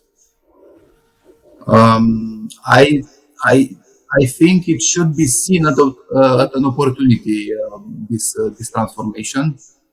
And like in all transformations, there will be front runners, there will be followers and laggers. Or said in another way, there will be companies that started the transformation long time ago because they felt it was the right thing to do. It was in their DNA to have a clean world for their grandchildren. Then there are companies that strategically felt that this trend will do good for their business and immediately adapt their business model. And then there will be companies reluctant to the changes, either because they do not believe in it, they do not understand the importance of it, or just because they decide to wait and see. Let me emphasize one point here. It will come with a cost. It will be expensive. These changes require investments and more work. But in my opinion, it is better to take them into consideration as soon as possible than to wait and be obliged by the market or by the regulation to make these changes.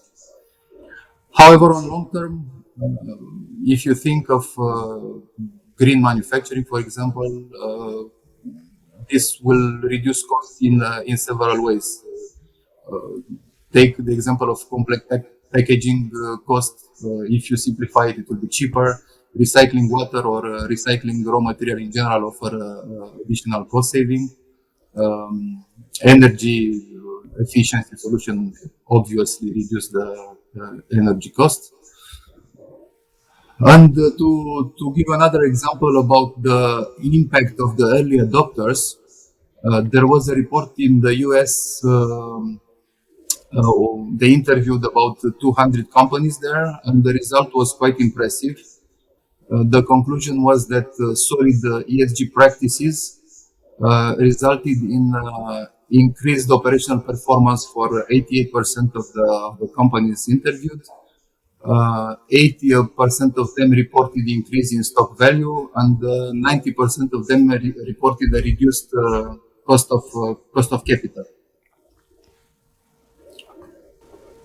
Also, we have here Alin Răzvan Copoiu, CEO at Signify. Welcome, Răzvan. Thank you so much for your presence. Thank you for the invitation. Let's talk a little bit about your company. What is the vision and also the purpose regarding the sustainability? Yeah, so I will say a few words about this Signify company. Please. Because maybe most of us know that it was the new name, the new branding of the Philips lighting company.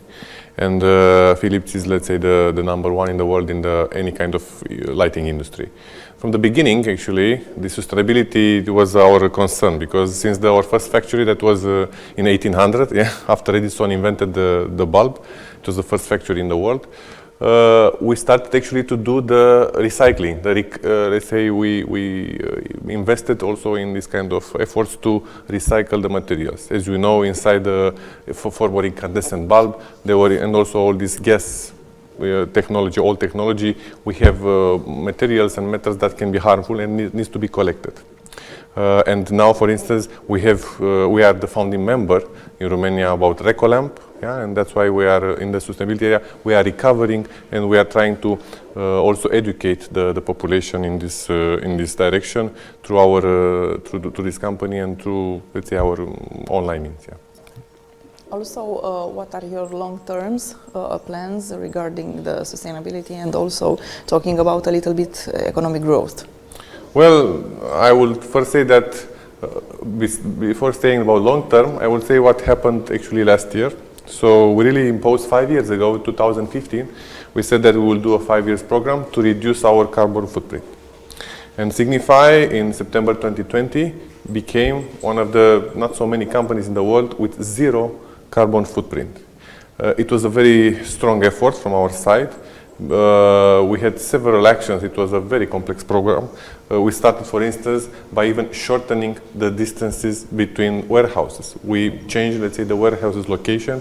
We even canceled, we stopped some of the location in order to have less transportation and less fuel costs, for instance, in this, and less emissions for our trucks. Secondly, we reduced the size of the packaging. If it's smaller, then you can, let's say, transport more, or at least the roads are, the transport, it's less in number of kilometers. What we did also, we transformed the package from the former plastic one to this, let's say, celluloid new that can be recycled. Also, we have signed contracts with companies that are supplying our energy from our factories only from renewable sources. So on top of all this put together, let's say, we were able, let's say, to identify how to reach the zero carbon footprint. And this was, let's say, done last year. It was a major achievement for us. Now we also want to go more, and we cannot say we have to decrease more, but we are trying also to improve in terms of recycling. So we are investing a lot in technology and in the direction of circularity. So circular economy for us is very important. Even, let's say, in the real life, this is not visible, but for instance, we are now using in our production, in our, let's say, equipment, we don't use any more metal, but we use this 3D printing with recycled materials. And then after the lifetime, and when we recover this let's say, equipment, we will recycle it and we will use it again. This is, let's say, our way of thinking to consume less and to let's say, pollute less. Aline, the same question for you. Please, what are the objectives for you right now? We want to be a responsible banker, and for us this means that long-term added value is our primary objective. All our business strategy and all our products, services and processes are aligned with this goal.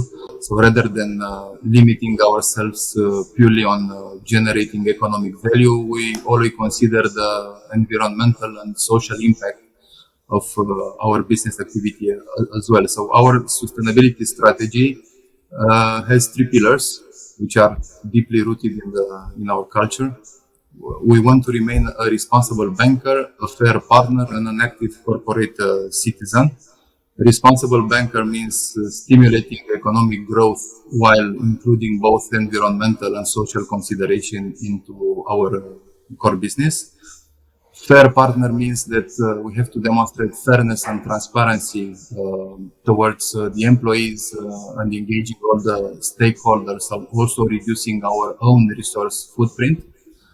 And engaged citizen, it's about helping to develop a sustainable civil society by encouraging sustainable entrepreneurship.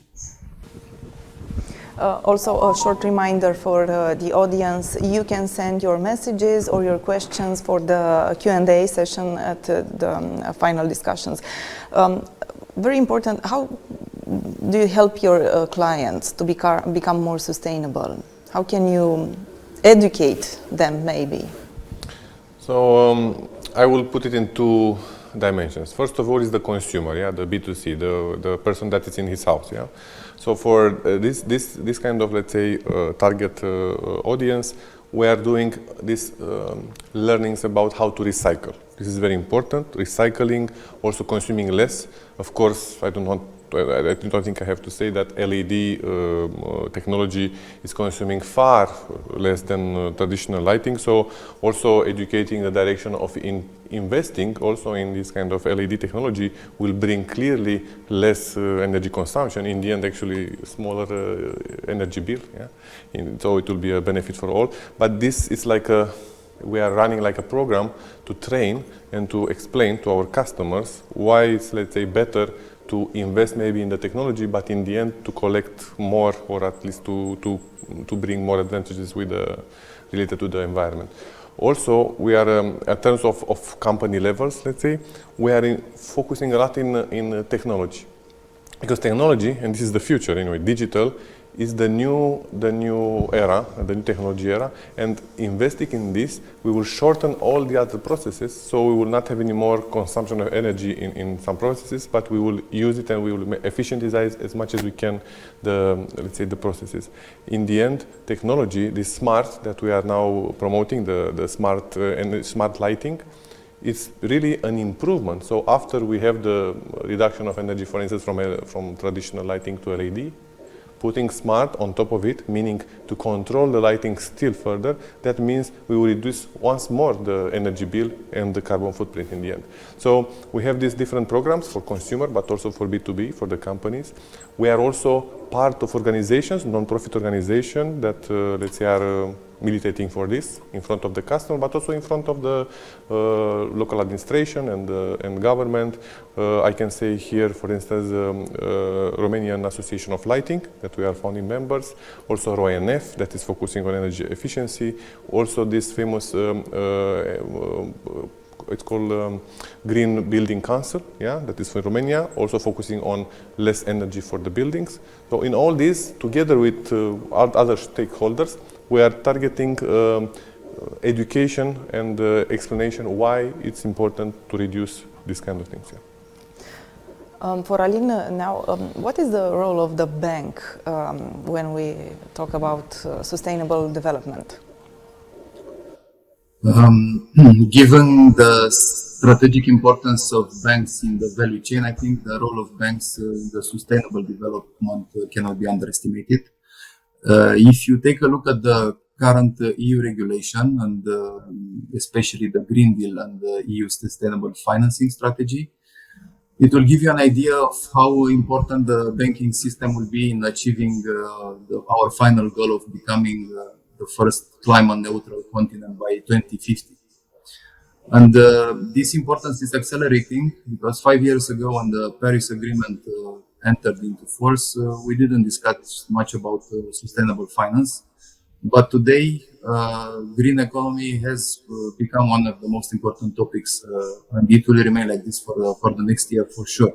So the main idea is going green needs to be supported by sustainable financing, which means channeling the money towards those projects, eligible projects that will ensure a transition to a green economy and, of course, generate value for the society and have a social impact, positive impact. Razvan, you told us about your involvement in society. Can you give us some more examples of projects that you are involved as a company that can be an example for all of us too? Yes, again, we are also trying to make examples, let's say, real life examples, how the technology works and how we can really make energy efficiency in the end and also quality of lights. And we have this year, for instance, the program that is called România Eficientă, Efficient Romania, where we are together with other partners, let's say, other stakeholders. We are modernizing a school. We want to make this kind of school like a standard of top technology, but also best fit for the needs of the students, let's say, of the scholars. And this is also run through EPG, Energy Policy Group. It's a company that also makes this kind of studies and promotes the NZEB, that is Near Zero Energy Building.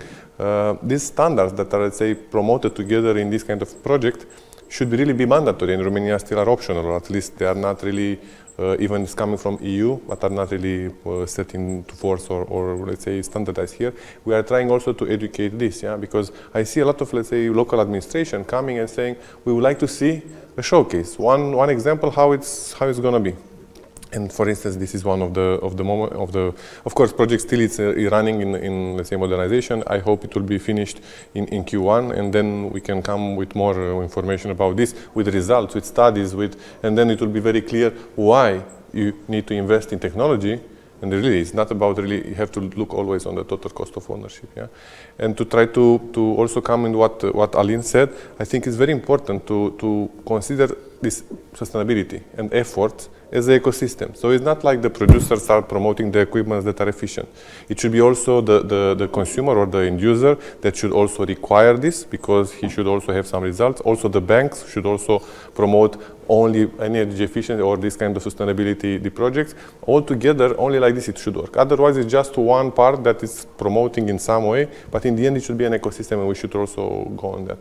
And to close maybe on also with more concrete what you asked, this school example, green school example, it's maybe concrete for this period of time, but we did also other projects that are really symbols of energy efficiency and sustainability. For instance, the Steaua Stadium, because in Steaua Stadium we modernized the lights. I mean, we were the producer of the equipment, of course, they were the general contractor, but the quality of the lights plus the energy efficiency brings really like one of the best examples in Europe.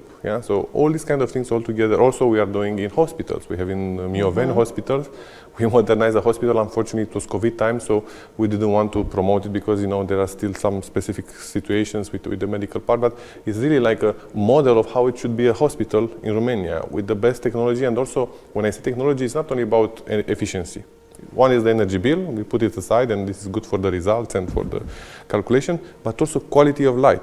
So we as a company focusing lighting since 130 years, we are looking also on the quality that reflects on the quality of life of that person. So if in a hospital you design the light with the intensity of light and quality and color of light, I'm talking about white color, not color, let's say red, white, but white color. If you design this close to what he needs, like in the middle of the day you have to have some intensity of light, he will heal faster. We have studies about this, and unfortunately they are not known, and we are trying to promote as much as we can.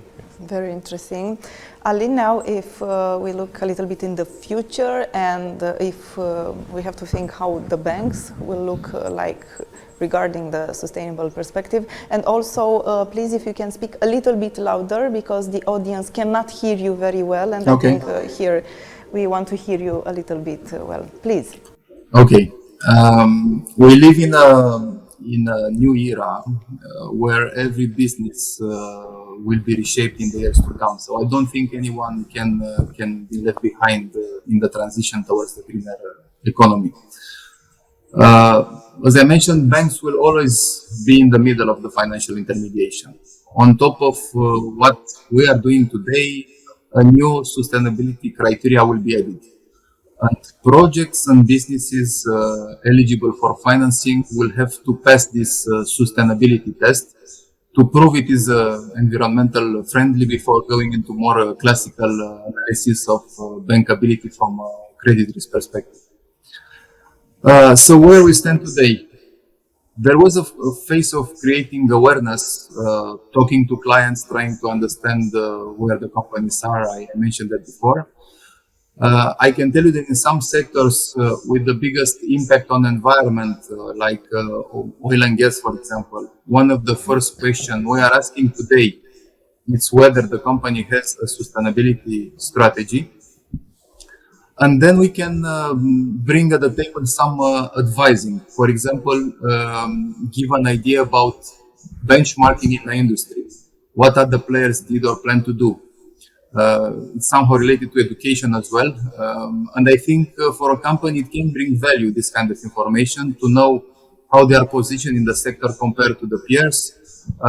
And in general, we compare with companies located in other regions like Western Europe or the United States, which are more advanced in this respect.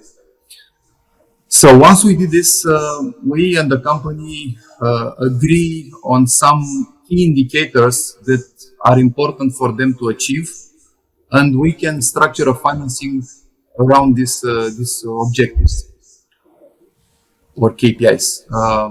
Another way of doing it would be to base our assessment on the ESG rating of the company.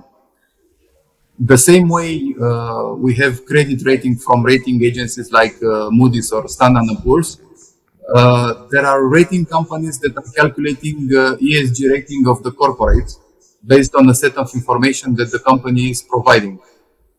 And this would give a very clear and transparent image on how advanced the company is respecting the sustainability principles. Unfortunately, in Romania at this moment, there are very, very few companies that have an ESG rating, and basically this is due to lack of information. But I think this point will be solved in the next year with the application of the new corporate sustainability reporting directive. You will ask how banks are contributing financially to this, how they can incentivize further the clients. Sustainable project will benefit of a greenium. This is the term currently employed. The greenium is a green premium or an incentive that the bank will pay back to the customer, provided that sustainable criteria are met. So in other words, these projects will benefit of a better pricing compared to a similar project without the green feature. And the beauty of it is that it can be attached to any financing product, to bonds, to project financing, working capital loans, to factoring, or even hedging. It's very simple to understand. The company have normal financing conditions, but if the agreed targets are reached, pricing will decrease accordingly. On top of this, let's call them tailor-made solution for ESG financing, I just mentioned. We are preparing some dedicated standard on-the-shelf products for sustainability project. To give you an example, any investment that it can prove that it reduces the energy consumption by at least 30% will be automatically considered as green. Or green mortgages for individuals, which encompass better condition than a classic mortgage loan. Răzvan, what are the main directions our country should focus on so we can move faster to Green Deal's proposals? I will also put 2 points here. So first of all, Romania is already doing this kind of thing. So like green deals is already happening. We had this former European, let's say, funds that were used for modernization, mainly for public lighting. Yeah, and it was a clear, let's say, direction of coming from the traditional lighting to LED. I'm talking about here more about public, because there were a lot of, let's say, tenders, and we had subsidies also, or let's say funds also coming from the environment, from the environment ministerium. Yeah, and all these things happen. But now, I think during the next year and the next years actually, we have really a point of attention. Why? If we look at this famous National Resilience Plan, National Recovery and Resilience Plan, many countries, let's say, have applied for that. Romania is one that received, let's say, approval.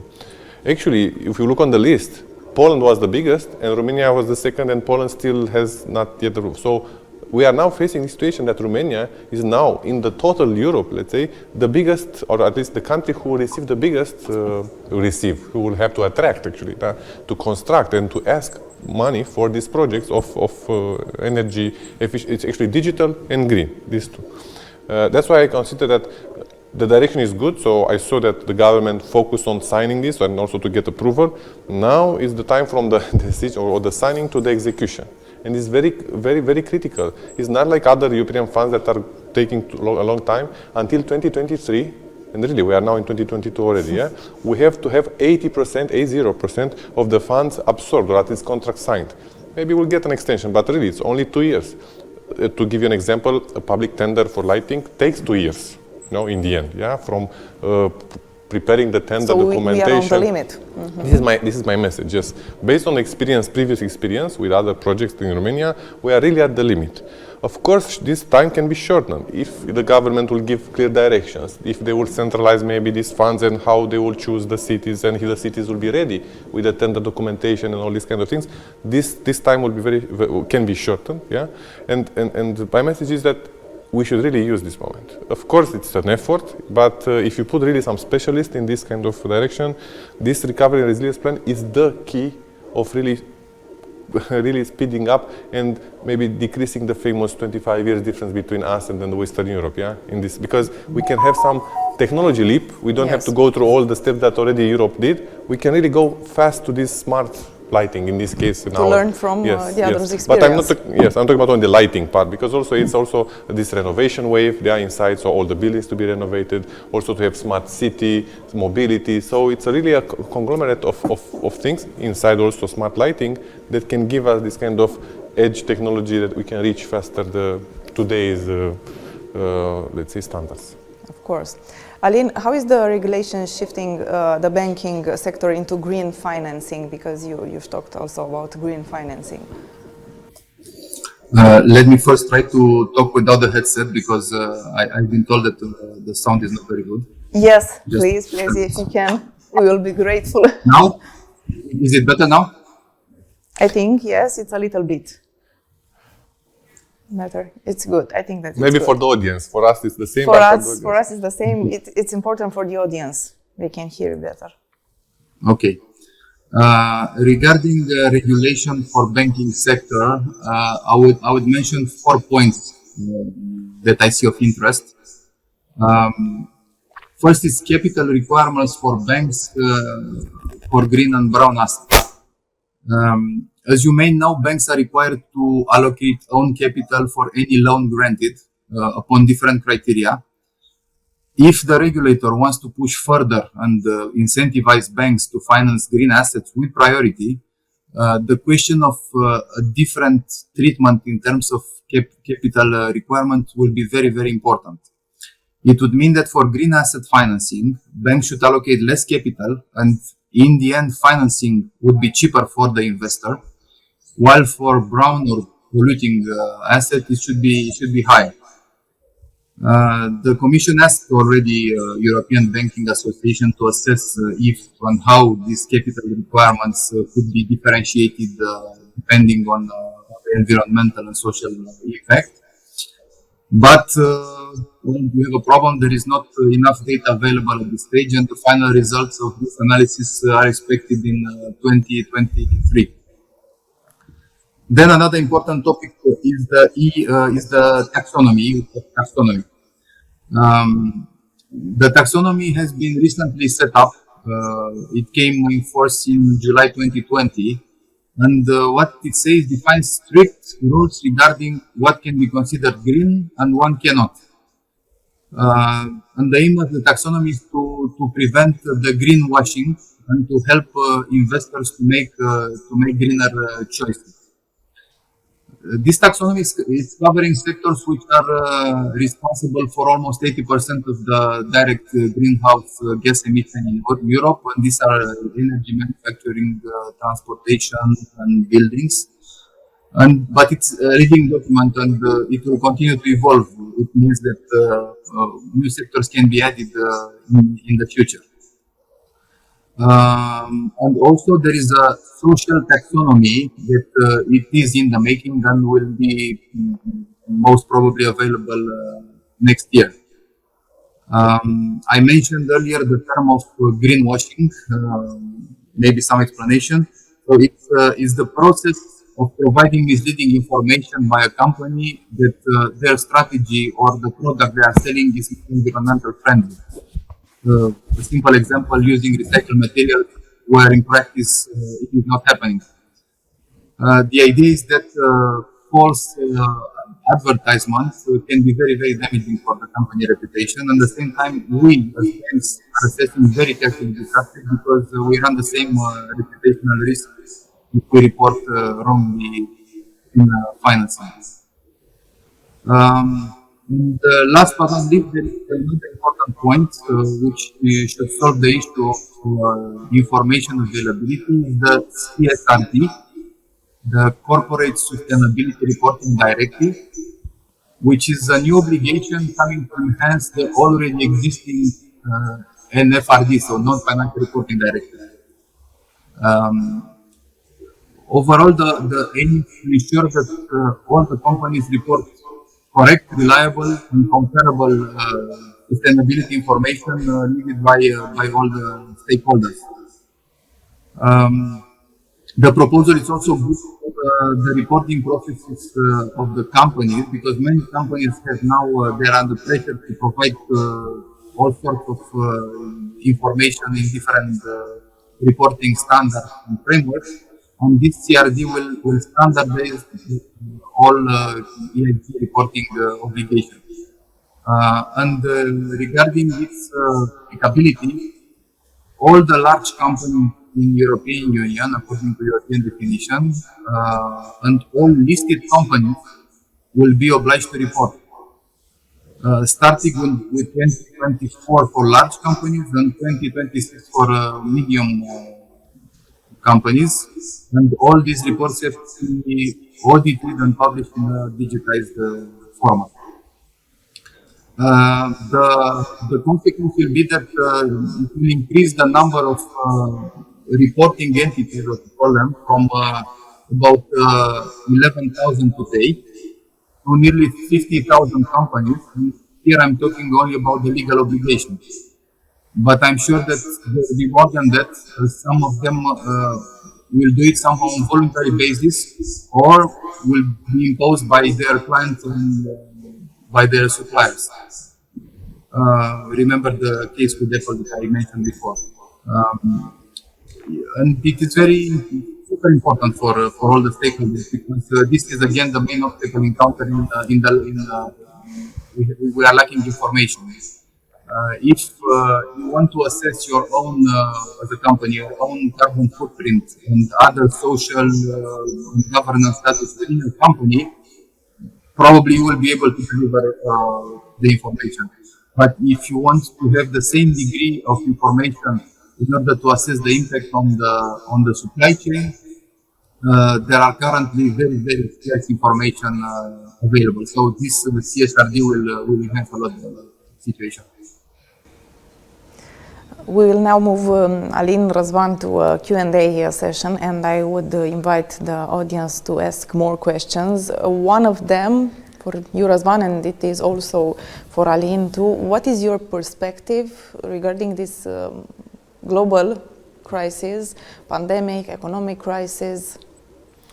Well, I think this is a very, let's say, juicy subject for any kind of discussion, and everybody has this kind of, in my business environment, but also even in personal one, everybody was thinking how we are affected by this, because it's already 2 years that is happening, pandemic mostly, but not only now, on top logistics and materials and energy prices.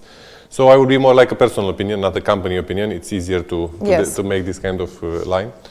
First of all, it's clear that, okay, even pandemic will finish in the end, or at least will be vaccinated, and in the end will happen. But more and more focus will be now on technology, because it seems that now people not necessarily need to move too much on the business, for instance, from point of view.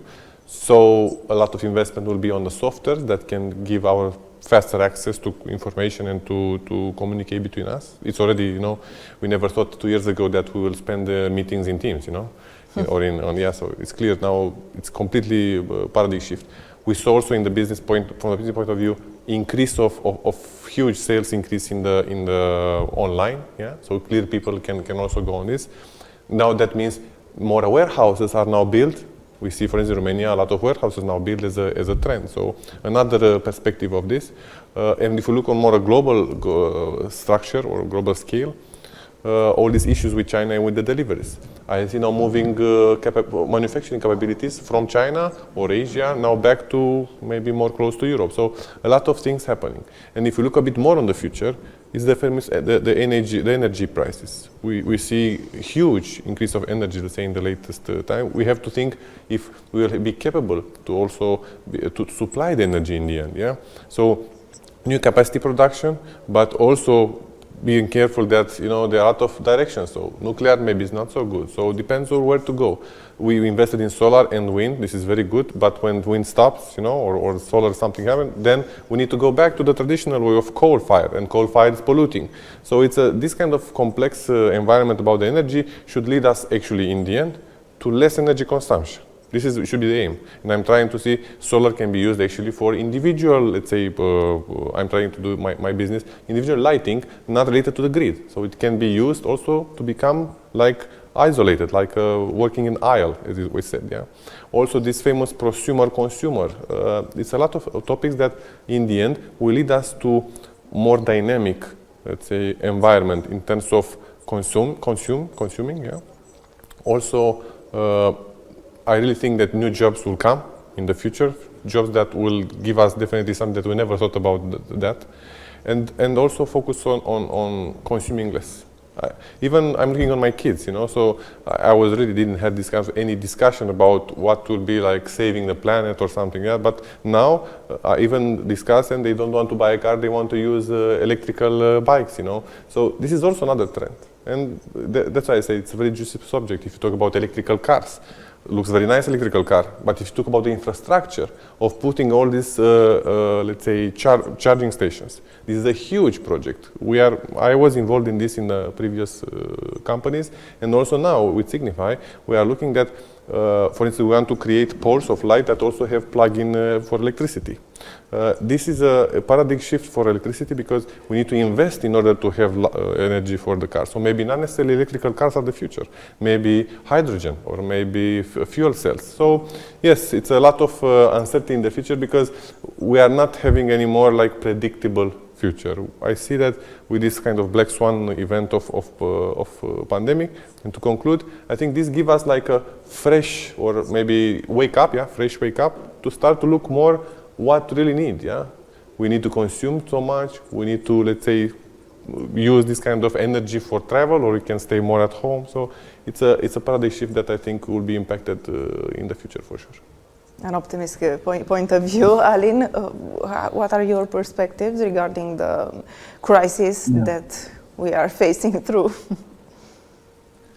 So about pandemics, I think we got used to the idea that everybody understood that we'll have to live with this uncertainty at least a few years from now. However, there's another element to consider. Now we have the vaccine, so because of that, probably will not experience anymore the total lockdown that we had in 2020. We also got an idea in 2020 of how fragile the supply chains are. So our everyday goods and services are very dependent on the complex logistics system, and there is no room for error, and companies prioritize cost over diversification. Now regarding the energy, this increase in demand, it's mainly driven by recovering economies and I think by announced cold winter. China is accumulating coal and gas reserves, and Russia is reluctant to supply gas to Western Europe. And the consequence is gas prices are at all-time high, oil prices very high as well, and price of coal is increasing because energy shortages. It is not only a question of pricing, it's also a question of availability. In Europe, for example, the shortage of gas are forcing production facilities to shut down. There is a very recent example. The energy prices and availability of gas is pushing the fertilizer producers to reduce the input, and this is triggering increased cost for the farmers. And potentially, this will lead to inflation in food cost. So I think in this moment, we are not talking anymore about clean or dirty energy. We just need energy. And we understand, now we understand the limitation of the fossil fuel. So it is polluting, it is volatile in pricing and availability, and also it makes the economy dependent on geopolitical forces. On the other side, the advocates of clean energy will say, okay, cost of energy is much lower than fossil one. It is partly true because the marginal cost of energy from wind and solar is practically zero. But the capital for this renewable energy projects comes mainly upfront, yeah? While the cost per unit of energy is free. So now we realize that maybe this transition to renewable made earlier, maybe we would have avoided this crisis. So indeed, we are in a dilemma: how to short-term objective, meaning dealing with the current crisis, versus long-term strategy set by EU of becoming zero emission by 2050. And this crisis, the transition to renewable, might take longer than expected and will be more complicated. But I'm convinced that clean energy in the end will be the solution on the long run. Also, another question, specific question for Răzvan. You mentioned total ownership cost. Have you seen this criteria in public tenders, or they are still focusing only on the acquisition price? I will try to answer very short here, because again, it's more on the what it should maybe be improved. But yes, so far it's mainly about acquisition price. It also, I mean, it's a technical plus acquisition, but total cost of ownership is something that it's more used for private acquisition, or let's say private companies. So far, the tender documentation in the public is focusing on acquisition cost, of course, because it has to be the lowest, let's say, one of the lowest, and also some technical characteristics. But I see that we have the same question for Alin too, about the total ownership cost. Alin, if you see in this criteria public tenders, or they are still focusing only on the acquisition price? Well, in banking, it's quite different, because yes, indeed, total ownership cost. When you ask for financing, it is about how much will be the total cost of financing. It's a little bit different for us. Also for Răzvan, it is something that you've answered on the first question. How do you see implemented the projects you mentioned in our times, COVID times? It is a specific question also for you. But which type of projects? You mean? I think that... the one to give examples? Yes, I think that's the one that you've spoke about. Well, I think also Alin said, so we are now running like COVID times like in normal times. You know, of course we have some limited time to stay outside or something like this, to stay with a mask, but life it's running. So it's not, we didn't stop. We stopped actually, 1 year ago we stopped. We stay in the house and the animals are on the street. But no, it's now in, people go to school, I mean children go to school. We don't see a stop of the business. Also business is running, you know, industry is growing. As I told you, we have, I see growth in these warehouses. So I actually, in my opinion, and I see from the perspective of lighting industry, this pandemic is more like a crystallization of where to go with the technology. So because in the past, for instance, all the, even for schools, but also for even for offices that are private, they wanted always the lowest price and the first choice portfolio, the first one that was the lowest in the quality scale. They said, doesn't matter, you have to make lights. Now, people are starting to think, okay, if people are coming back to office, then we have to provide maybe better condition. And now also, as I said, with this green school, people also think about the quality of light. And now they are looking more on the technology, and they are hearing more about the quality. So from the quality perspective of life, I think pandemics was maybe a good fresh, let's say, shower that give us some direction. Also another question for Alin, if the companies can do something to support the authorities to absorb more funds, in absorbing the funds? Probably it's referred to the PNRR plan? Huh? Yes, regarding to PNRR. Well, if you look at PNRA, you will notice that all the 6 pillars are strongly related to sustainable development. So you have green transition, you have digital, you have social, health and education, and 40% is allocated to the climate change. Practically, if you want to benefit of these funds, your planned investment has to have a sustainable component. Now we have to look at who are the beneficiaries of these funds. First, there are the public beneficiaries like ministries, municipalities, schools. Although the largest part of the funds will be pumped through them, horizontally, the private sector will benefit indirectly. So all suppliers of equipment, machines, materials, technical solutions, construction work, services, advisory, everything can be part of that. Then there is a portion, about €2 billion allocated directly to private companies, maybe mainly in renewables and in digitalization.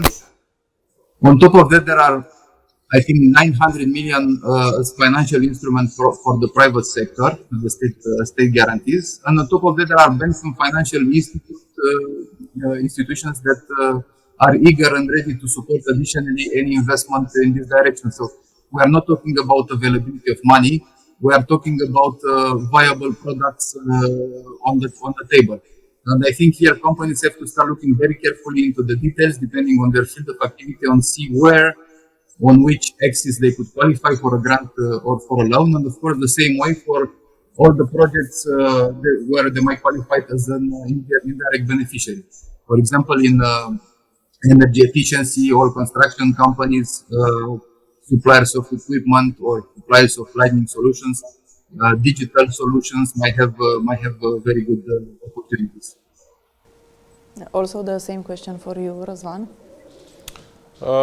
It's almost the same answer, but from the perspective of the let's say manufacturer, or let's say the producer. So this PNRR, as I said, I think also on the previous part, for the energy efficiency, and I'm talking about not only about the lighting part. We are really one of the most effective, let's say, ways of making energy efficiency, but also others. So PNRR has this kind of 6 pillars when you can definitely find a place to fit from any kind of public building, from any kind of, let's say, city, smart, so goes down to any hospital can be modernized here. Yeah, we have to consider that in all aspects of our let's say lives, this PNRR can find or we can find a place there. Yeah, even for also for private. And also comparing with other states. Yes, and again, it's in our power to absorb this because we have the biggest amount. And however, as discussed, it's not anymore like the money are there. I don't want to say that it's something like fairy tale. These money are just theoretical. If we will bring clearly the, let's say, the documentation as required, we will get it. And I think the direction, anyway, we have to make this leap for digital and also for green meaning this new Fit for 55. So it requires like a strategy from both top level, I mean, on the public area, government, etc., but also to the local administrative level for the local administration, what to do in this direction of making less or greener or less energy consumption or less consumption and more digital. And digital, and this is not necessarily my field, but digital is the area where you have to improve, let's say, in administration for all these processes. So yes, it's as I said in the beginning, PNRR, it's one of the points where Romania can leap forward very fast. And also like a short conclusion from you, Aline, about PNRR and also about sustainable development. No, I just wanted to add something to please. What Răzvan mentioned regarding the digital, because this is strongly linked to sustainability. And basically, it allows to perform transactions in preparation paperless, so more eco-friendly, and will prevent people moving around in their cars, so less gas emissions and pollution. Just wanted to give you a short example. So we as a bank, we are looking into very single products we have and try to find ways to make them efficient and sustainable. It goes from a simple banking transaction like opening an account online or performing payments remotely, which is now the standard in the market, to less obvious ones like cash operations. You know that we have a lot of petty cash in the Romanian economy, moving around from individuals and companies to shops, banks, ATM machines. This has its own circuit and impact on the environment. So, what if we can find a solution to make this circuit shorter? So instead of letting people withdraw money from the ATM machines or from banks branches, we found a solution for them to withdraw money from the shops and merchants where the petty cash are physically located. Yeah? So when you go and do your shopping in a supermarket and you pay for your shopping cart, maybe it would be a good idea to withdraw some cash at the same time if you need it. It's a solution that already exists in some countries, and it brings efficiency for all parties, banks, merchants, shops, and individuals, and at the same time has a very positive impact on the environment. So this was just a simple example for banking industry, but I'm sure that in all businesses there are such ideas that can bring efficiencies and be eco-friendly at the same time. Thank you. Thank you so much, Alin. Thank you so much, Răzvan, for your presence and for your insights. Thank you also the audience that you are here with us for this 1 hour and before for 2 hours. I am Teodora Tompea and I wish you a good day.